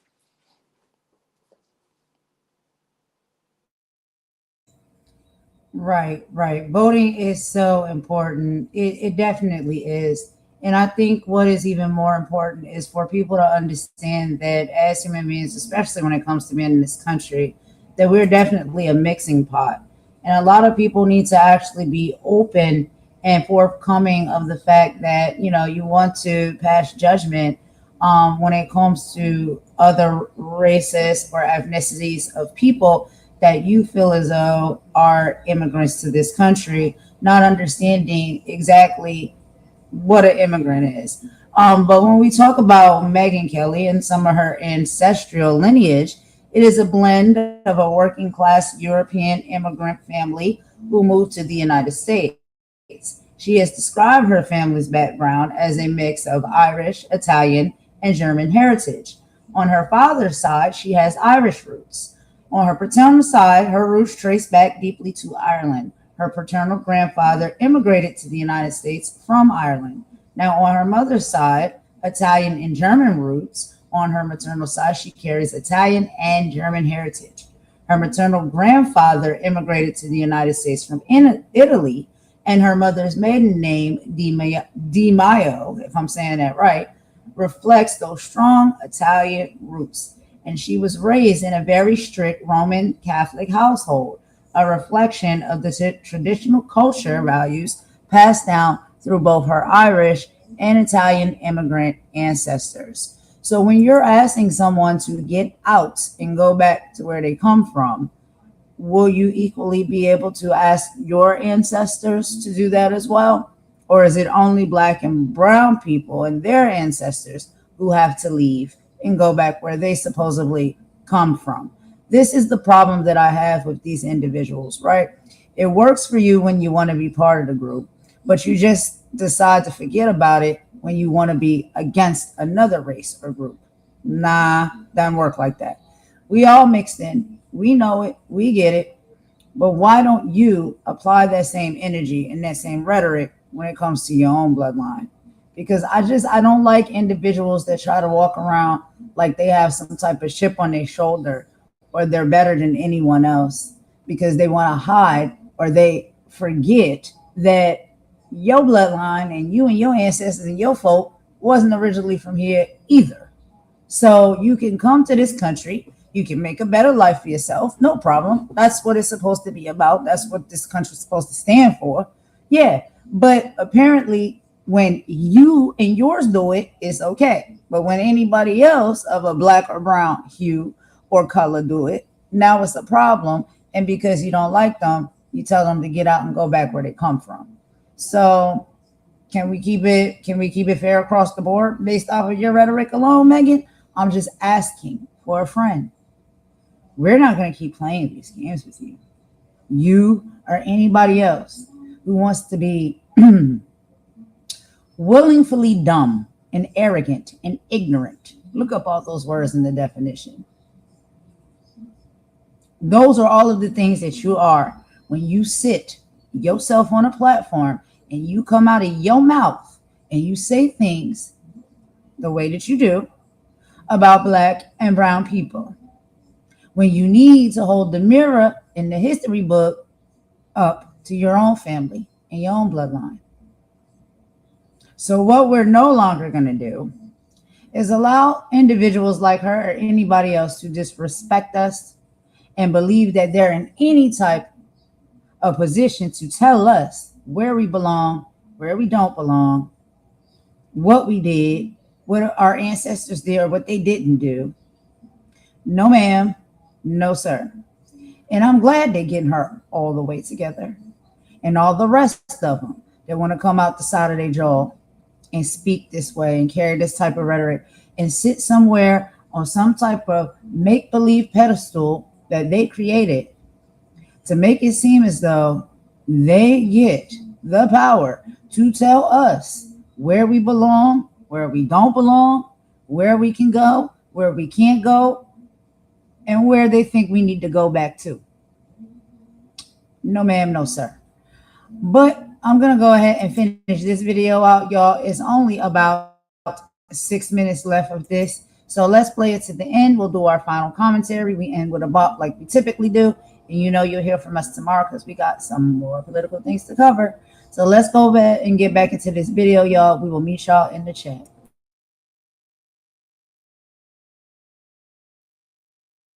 It's not surprising to me that she doesn't like herself. She lives inside of a person that hates everyone, when the reality is she hates her own self. Because no one that loves themselves and then pours into themselves would talk and speak such nastiness about other human beings and a country taking rights away that we worked hard to maintain and receive. It doesn't change the fact that she says these things. The only thing I would say to an individual like that is when it's your time to go and stand next to those, to immigrants and you have to stand next to them in the eyes of God, let's see what his response is. Will it be job well done? Or your job was never finished? Oh, it's going to be none of that for Megyn Kelly. And so she deserves to get called out anytime. And again, that was an absolute just shameful, despicable racial attack that she issued. And so, yeah, she can go to hell. And frankly, Megyn, you can take your ass back to where your people came from, because the people who only can claim this land are Native Americans. So why don't you go to fuck back? All right, folks, let me tell you about Chapter. Now, if you're on Medicare or about to be, the system is not set. All right, y'all. So that was some of Roland's final thoughts that he had, and that's the end of the video there. Imani, before we go ahead and wrap up, did you have any final thoughts, feelings, or statements to say about Megyn Kelly's commentary and how Roland and his panel handled it and responded back to her? No. The only thing I would say, there's a broader issue raised by this discussion, and it's not about this news story. Public figures have enormous influence, and the language they use can shape how entire communities are perceived. And at the same time, disagreements over immigration policy, they're legitimate subjects for a debate. But these debates are strongest when they're grounded in evidence and fact, just like every other debate we've been talking about, even across this platform. The key takeaway is that conversations about immigration should distinguish between policy questions, judgments about entire communities, whether you're discussing border security, which is important, temporary protected status, or integration. The focus should remain on facts. And a lot of people like Megyn, and we all know a few crunchy Karens out there that do not deal in facts. They don't deal in accountability. They don't look at their own history, and they don't respect human dignity, but they just trade on normal stereotypes and hostility. And ultimately, citizens have both the right and responsibility to challenge this fucking rhetoric that really pisses me off. Yeah, because it's harmful. It's harmful, and it's not really about participating in the democratic process. It's about labeling and stereotyping people, just like we've seen in other places. You know, she really is the ultimate crunchy Karen. And anybody who's been called that should look to her and see what you're being compared to. Because she really does grind my gears. She really does. But however, people like her are becoming irrelevant and unimportant because they have nothing to say that really is of value to add to these arguments. They only can trade in stereotypes and rhetoric and raising, outrage, creating outrage. These are outrage fiends. This is what they do all day, every day. And they have nothing of substance and nothing of meaning. They can't bring facts. They can't bring figures. They can't bring stats. They can't even tell you if someone ate a cat or a dog. They're just quoting it because it sounds good and it's a great sound bite. And to be quite honest with you, it's people like this that we need to get out of our debates because they're just creating chaos, and they are chaos agents. And we have them here on this platform, quite a few of them with very big mouths and a lot of talk and a lot of ish. But you know what? People are seeing through them. And by the way, Blueberry, I loved your Crunchy Karen video. It does make me laugh. And that's it, and that's all I have to say. And those who know, know.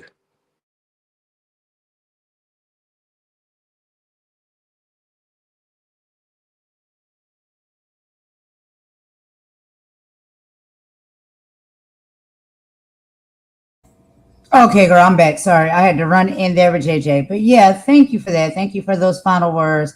I'm gonna go ahead and give some of my final words, and then after that, y'all know we end it on a bop per usual. But yeah, there's a lot of confusion when it comes to when responses are necessary and things are brought up and talked about when it comes to us. And yeah, that may be Black or brown people in response to some of the things that we hear and we experience at the hands of other individuals that may not be Black or brown people. And, there's always the gaslighting of it all where things become reversed and you get titled and labeled to be something you're not because you're dealing with the elephant in the room that a lot of people are too afraid to deal with and don't want to speak on. And one of the things that I'm always going to do and what we do over here on this platform is we speak on the things as we see them. Okay. So it is very, very important that we do that. Because if you let things slide and you let things go, it's just going to keep happening over and over again. And history will continue to repeat itself in individuals like the Megyn Kellys. And there's some, well, that last name is pretty popular, Kelly. But anyway, that seem to really feel as though, they can just tell you where you belong, where you can go, where you can't go, where you belong, where you don't belong, and speak more about who you are than you can speak on yourself. We know what these things are, okay? We know what they are. And it's very frustrating, right? Because we're watching mainstream media journalists on news stations, large platforms that have podcasts, smaller platforms that may even be within this black tea sector that we all have somehow ended up in, weaponize their privilege to tear down Black and brown communities or dictate what we can and cannot do, especially when it's clearly being done as a cheap tactic for views, clicks, ratings, and engagement. That kind of digital harassment and boundary stepping is exhausting to witness. While the urge to mirror that behavior and match their energy to teach them a lesson is completely valid, jumping into the mud with them often plays right into their hands. In the world of social media algorithms, negative attention is still attention. When people do things strictly for ratings, for clout, for clicks, for views, for channel growth, they actually thrive on the retaliation because it gives them exactly what they want. More comments, more engagement, more content to react to. Instead of mirroring their exact tactics, many content creators find the most devastating way to dismantle that audacity is to flip the script using these approaches. Expose the playbook. Instead of attacking them personally, you can use your platform to dissect what they do and why they do it. Call out the monetization of outrage. When you break down their behavior and a desperate formula for clicks rather than actual authority, it completely strips away their power and makes them look very small. Set the standard for accountability. Focus heavily on digital ethics and community standards. By holding up a mirror to their lack of professionalism and contrasting it with a standard of online respect, you highlight their bad behavior without sinking to their level. And starve the troll, feed the community. Sometimes the most powerful response to someone desperate for attention is a total blackout of the name. While doubling down and empowering your own community, sharing history, and setting firm, unyielding boundaries on your own panel. We all have powerful voices, and how we choose to protect our boundaries and stand up for our communities is entirely our choice. So let's think about this as we move forward, not only as we listen to news reportings, but also as we listen to content on this platform. Um, Seems like it's very similar to me, but I don't know. What do you think, Imani? That's all I got to say on that, and then we're gonna wrap it up with a bop. I don't know how much you heard of what I was saying before, because I think my sound went. Yeah, it dropped out and then it popped back up. So repeat what you said to me. I'm so sorry. Repeat what you were saying because it popped out.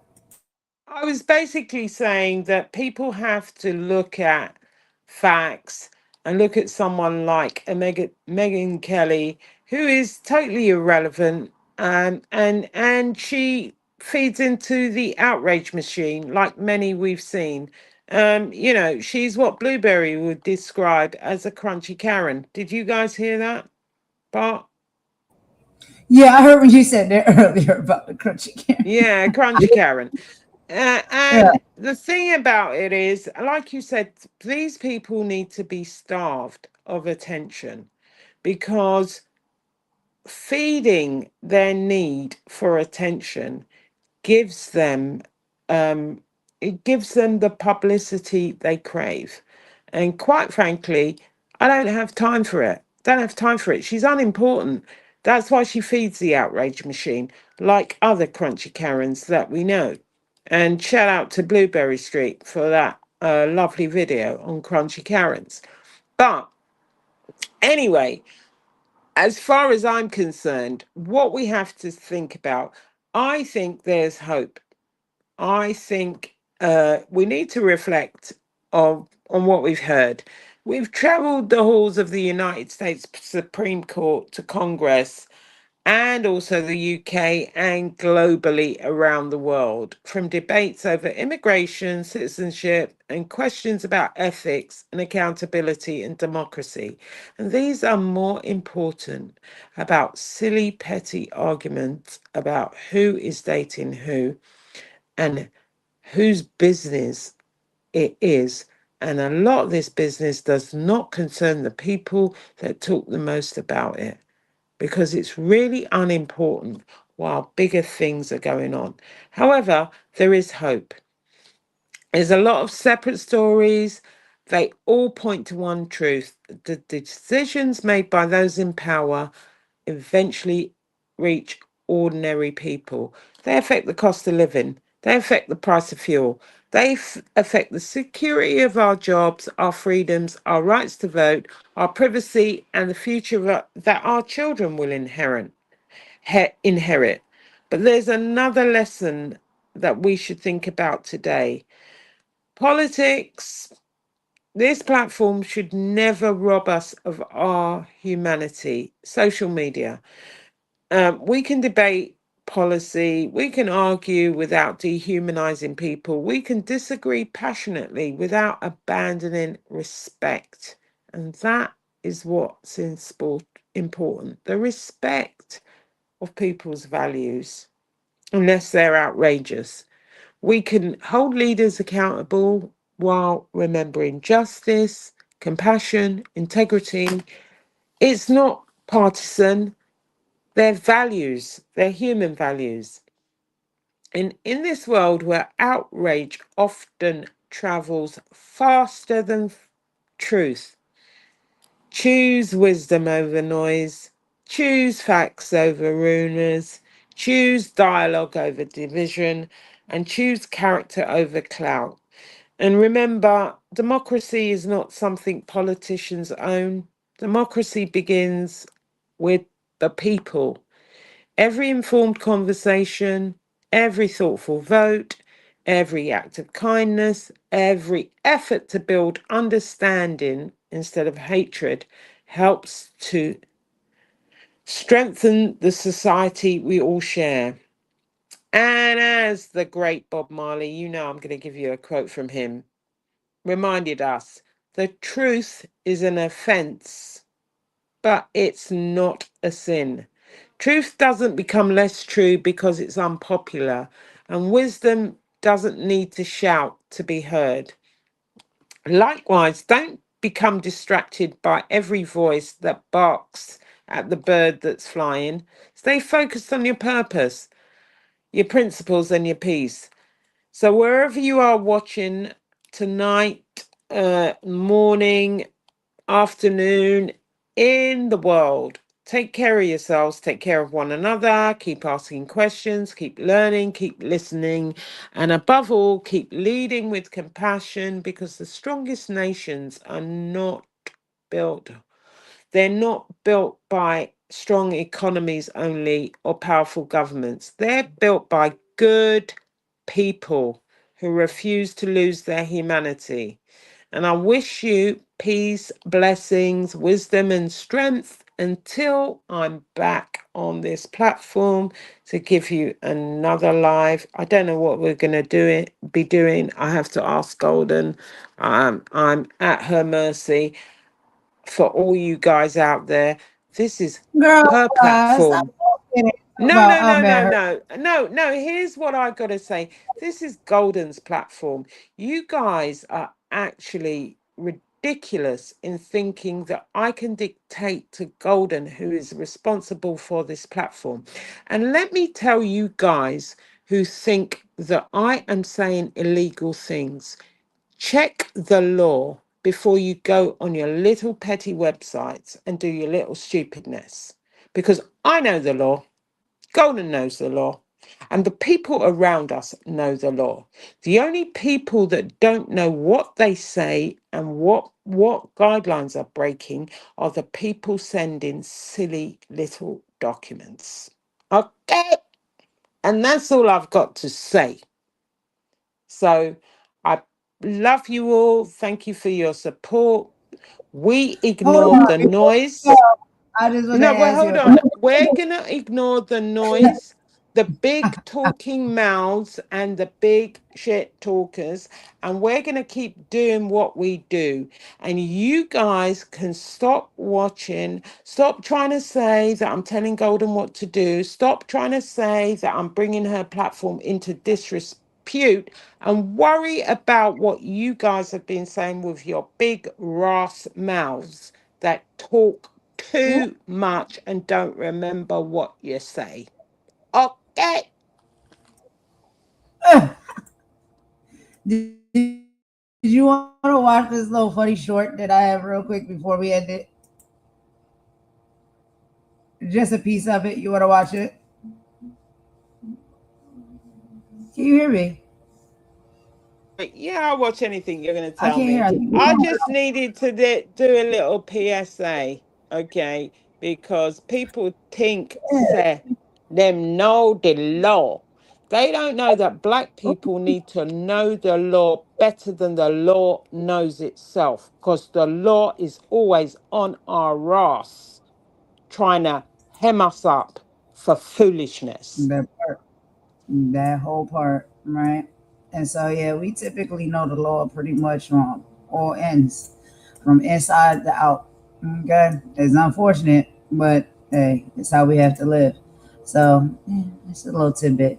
But anyway, I just wanted to show this little quick clip, real quick, before we end it, for a little bit of comedy, real quick, y'all, and then we end it with a bop. Let's get into this real quick.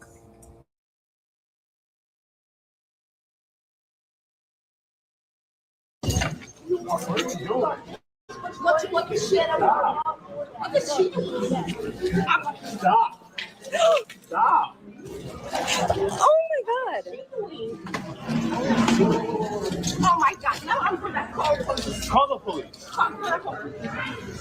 Call the police. Stop. Stop. You're gonna pick the woman? No.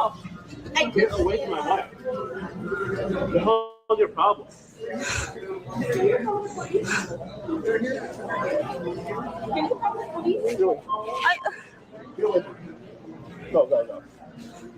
It's your problem. What's your problem? Can you get away from my wife? I'll punch you. I'm gonna punch you. Punch me. Okay. What the hell? On November 16th, 2024, law enforcement officers in Downers Grove, Illinois, executed a planned arrest operation at a private residence following a volatile altercation inside a Panera Bread the previous day. This incident serves as a profound case study in the intersection of political expression, constitutional rights, and criminal liability, illustrating how quickly a verbal dispute over a piece of clothing can metastasize into serious felony charges. Understanding the mechanics of this interaction is vital for any citizen, as it dismantles the common misconception that being a law-abiding person with no prior record provides immunity when emotions override judgment in a public space.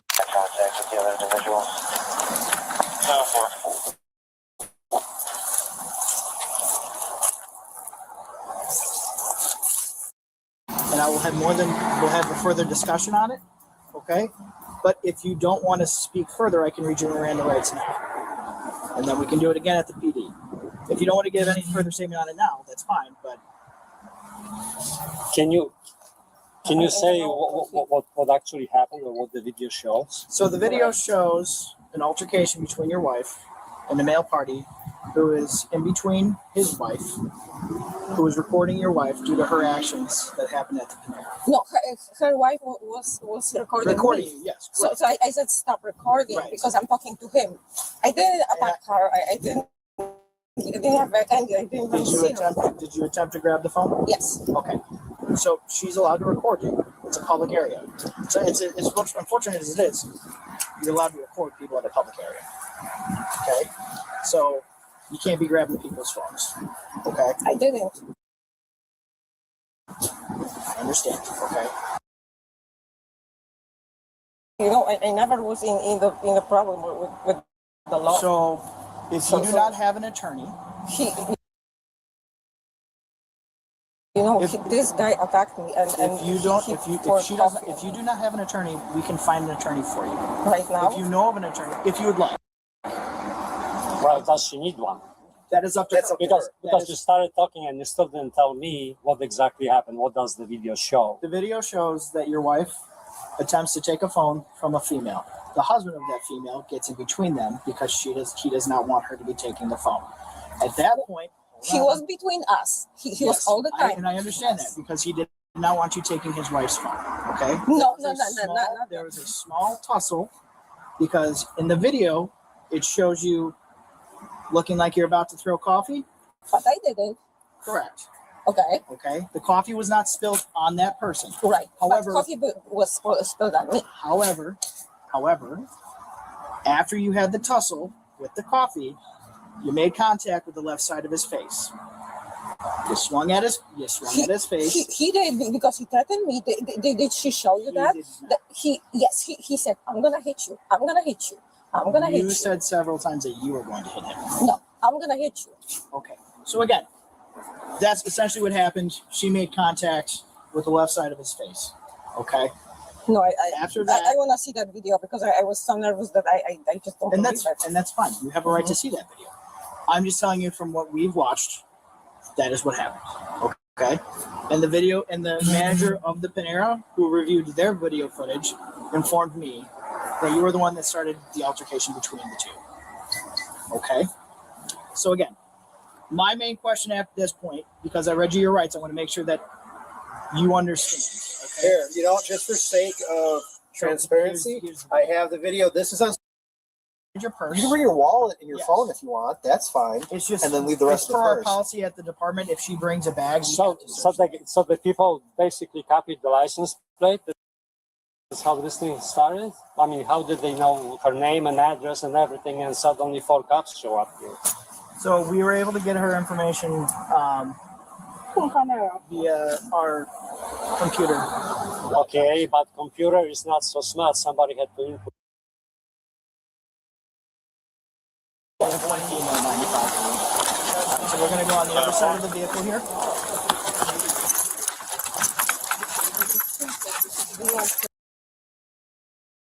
Physical conduct that is insulting, provoking, or harmful.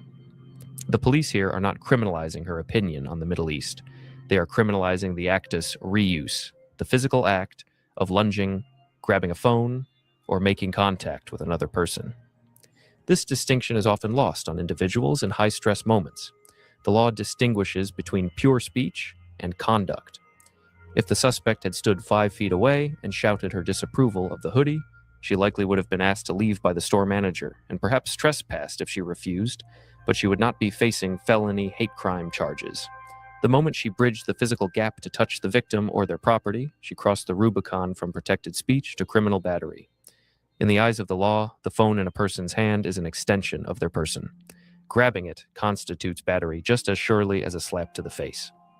The specific charge of battery in Illinois, and in many jurisdictions, does not require the victim to be injured or hospitalized. It simply requires that the contact be insulting or provoking. This is a low bar for prosecutors to clear. When a stranger approaches a couple eating dinner, screams at them, and physically engages them, the insulting and provoking nature of the contact is inherent in the act. The suspect's defense that he threatened me, or he was aggressive, struggles against the objective reality captured on video, which shows her as the initial aggressor. This introduces the concept of self-defense, which is legally unavailable to the person who instigates the physical conflict unless they have clearly and effectively withdrawn from the fight, which did not happen here. One of the most critical legal elements in this scenario is the application of the hate crime statute. To the layperson, a hate crime often implies a violent, premeditated attack by a member of an extremist group. However, under the law, a hate crime is essentially a sentencing enhancement applied to an underlying offense. You cannot be charged with a hate crime for thoughts alone. There must be a base crime, such as battery, assault, or criminal damage to property. Once that base crime is established, prosecutors look at the motive. If the motive for the battery was the victim's actual or perceived race, religion, or national origin, the charge is elevated. In this case, the suspect provides the evidence against herself. She admits, both in the store and to the police, that the entire confrontation was sparked by the word Palestine on the victim's clothing. By explicitly linking her physical aggression to the victim's national identity or political affiliation associated with a specific group, she hands the state the necessary element of intent to upgrade a misdemeanor battery to a felony hate crime. This is a catastrophic legal error on her part, driven by a compulsion to explain her side. She believes that by explaining the political context, she is justifying her anger. Legally, she is doing the exact opposite. She is confessing to the specific bias motive required for the felony enhancement. This brings us to the behavioral psychology on display during the arrest at her home.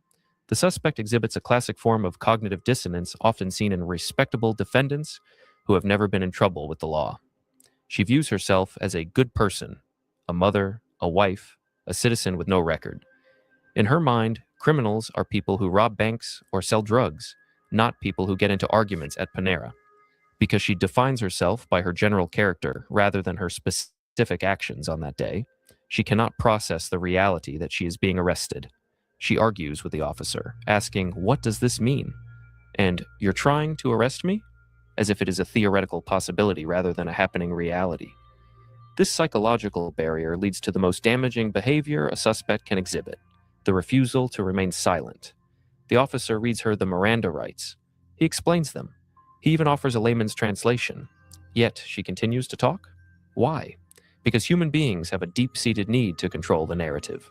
She believes that if she can just make the officer understand why she was upset, that the man was terrorizing her, that she felt threatened, the officer will agree with her and the charges will disappear. She fails to understand the procedural posture of the officer.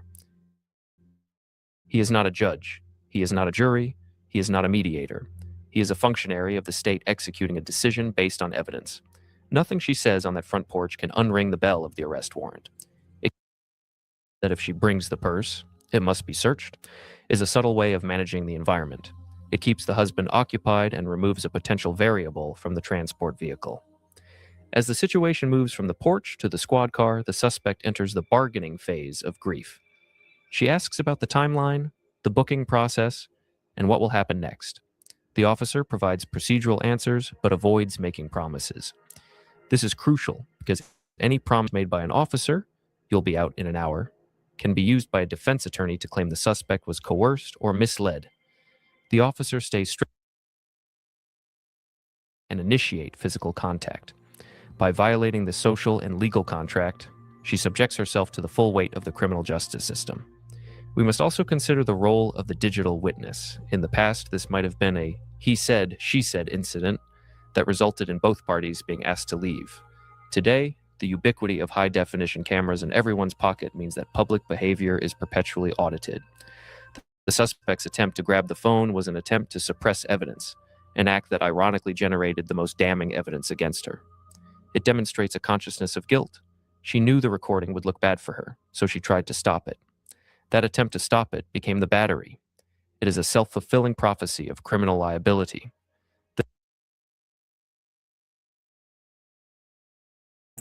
All right, y'all. So that's it. That's all I got. It was a little bit of a short clip, but I played a little bit more just for a little bit of additional context so y'all can know what was going on in that video. But yeah, I watch channels and stuff like that all the time where we see a lot of those things play out, and I thought it was pretty telling. It's just the entitlement of it all for me. But we see it everywhere. It can be in the local McDonald's, the Panera Bread, on the YouTube, on the red carpet, at the Walmart. It doesn't matter, y'all. We see it play out too many times.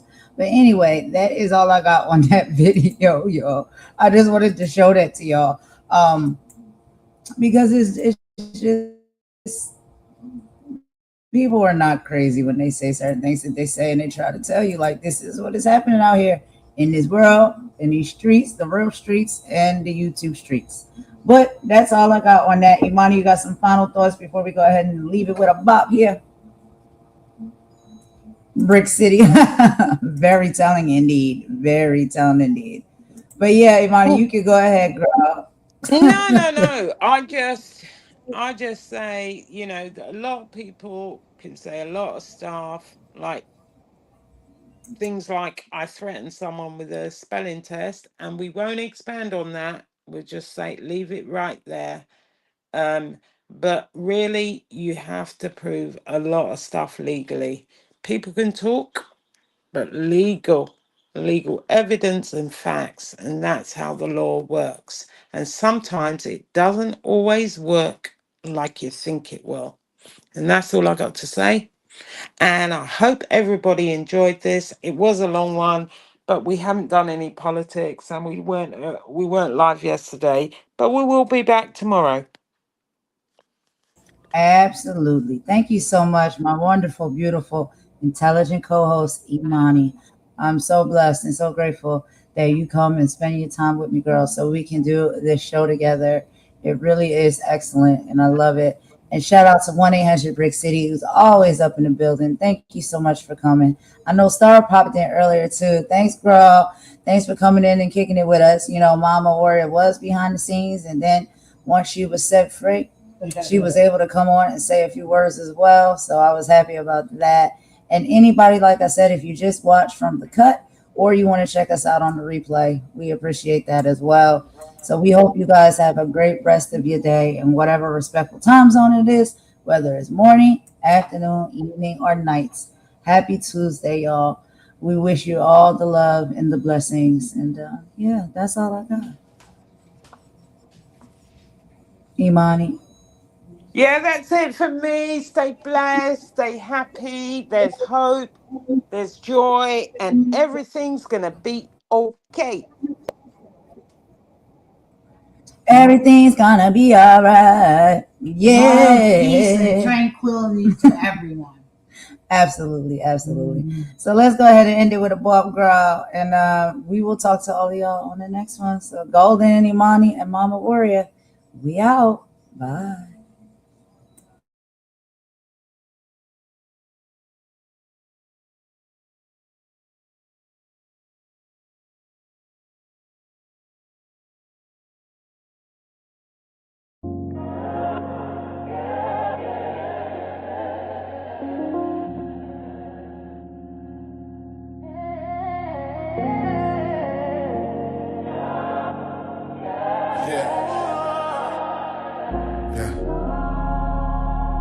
It's a collective thing, you know.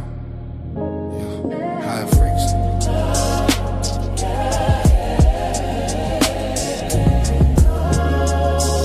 We just rising. Watch the elevation.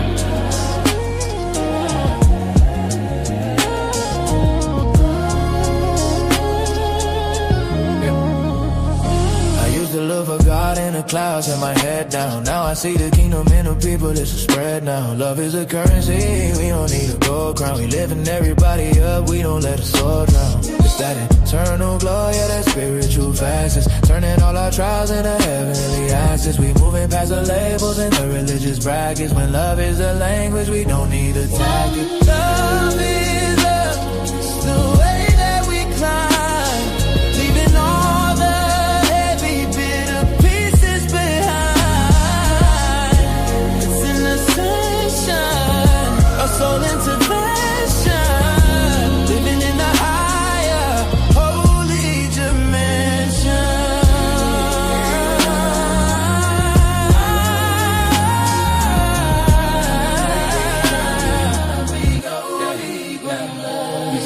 Deep in the collective, we finding the frequency. A brotherhood rising with spirit decency. No more division, we killing the vacancy. Filling the void with a holy complacency. From the concrete roof to the celestial heights, we shining together like cityscapes. Like it's a long road home, but the vision is clear. Love is the only thing conquering fear. Elevation isn't just about going up. It's about bringing everyone with you.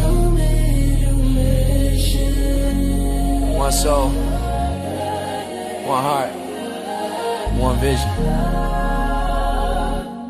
One vision, mission. Love is love, it's the way that we climb, leaving all the heavy, bitter pieces behind. It's an ascension, a soul intervention, living in a higher, holy dimension.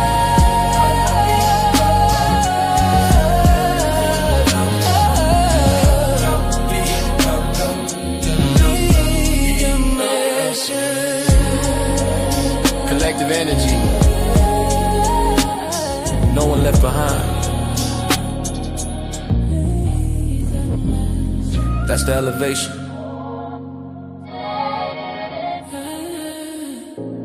Ascension.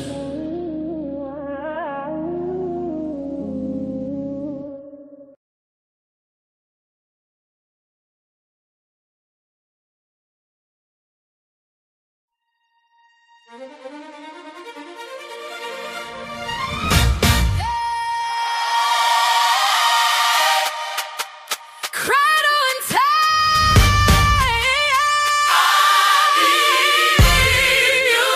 Gloria in excelsis. Yeah, yeah.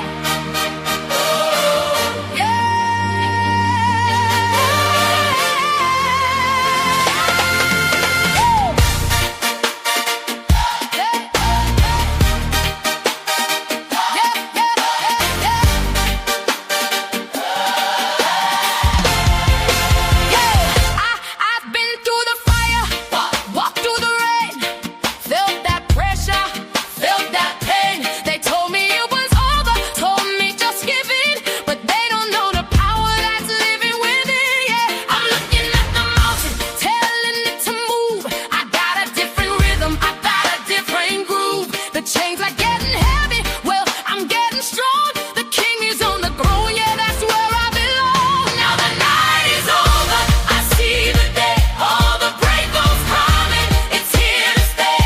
I face the victory, come what may. It's here to stay. Something has to break. I feel it in the air. I'm casting every burden, casting every care. One night of weeping, but the morning is bright. We're walking out of darkness and into the light. Check the track record, he never failed yet. The miracle is coming, yeah, that's a safe bet. From the impossible to the it is done. The battle's already over, the victory is won. So let the strings soar, let the heavens open wide. I got the creator of the universe on my side. It's here to stay. It's here to stay. The morning is here.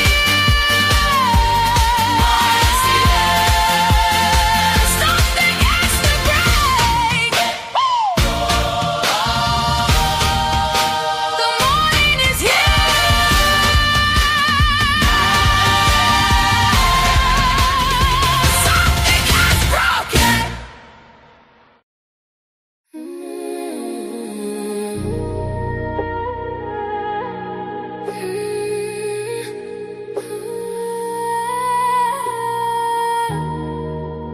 They don't know her like I do.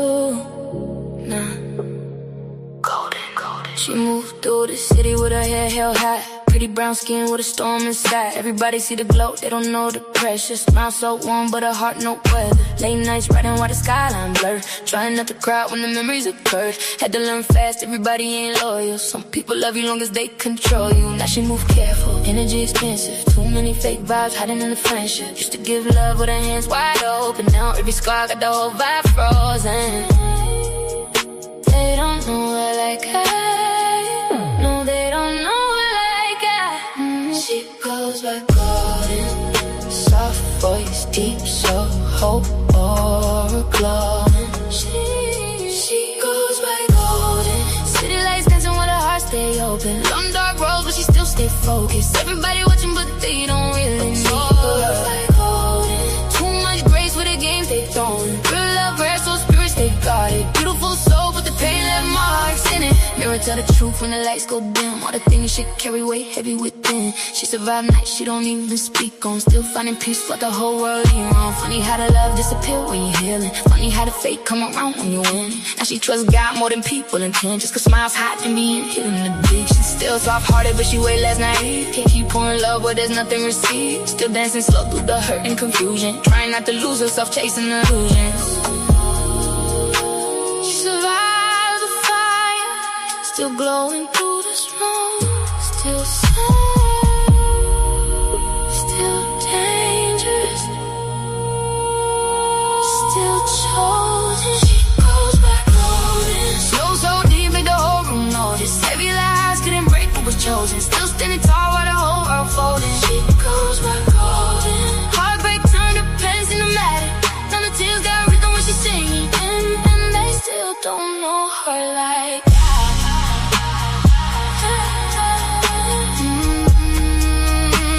They still don't know her like that.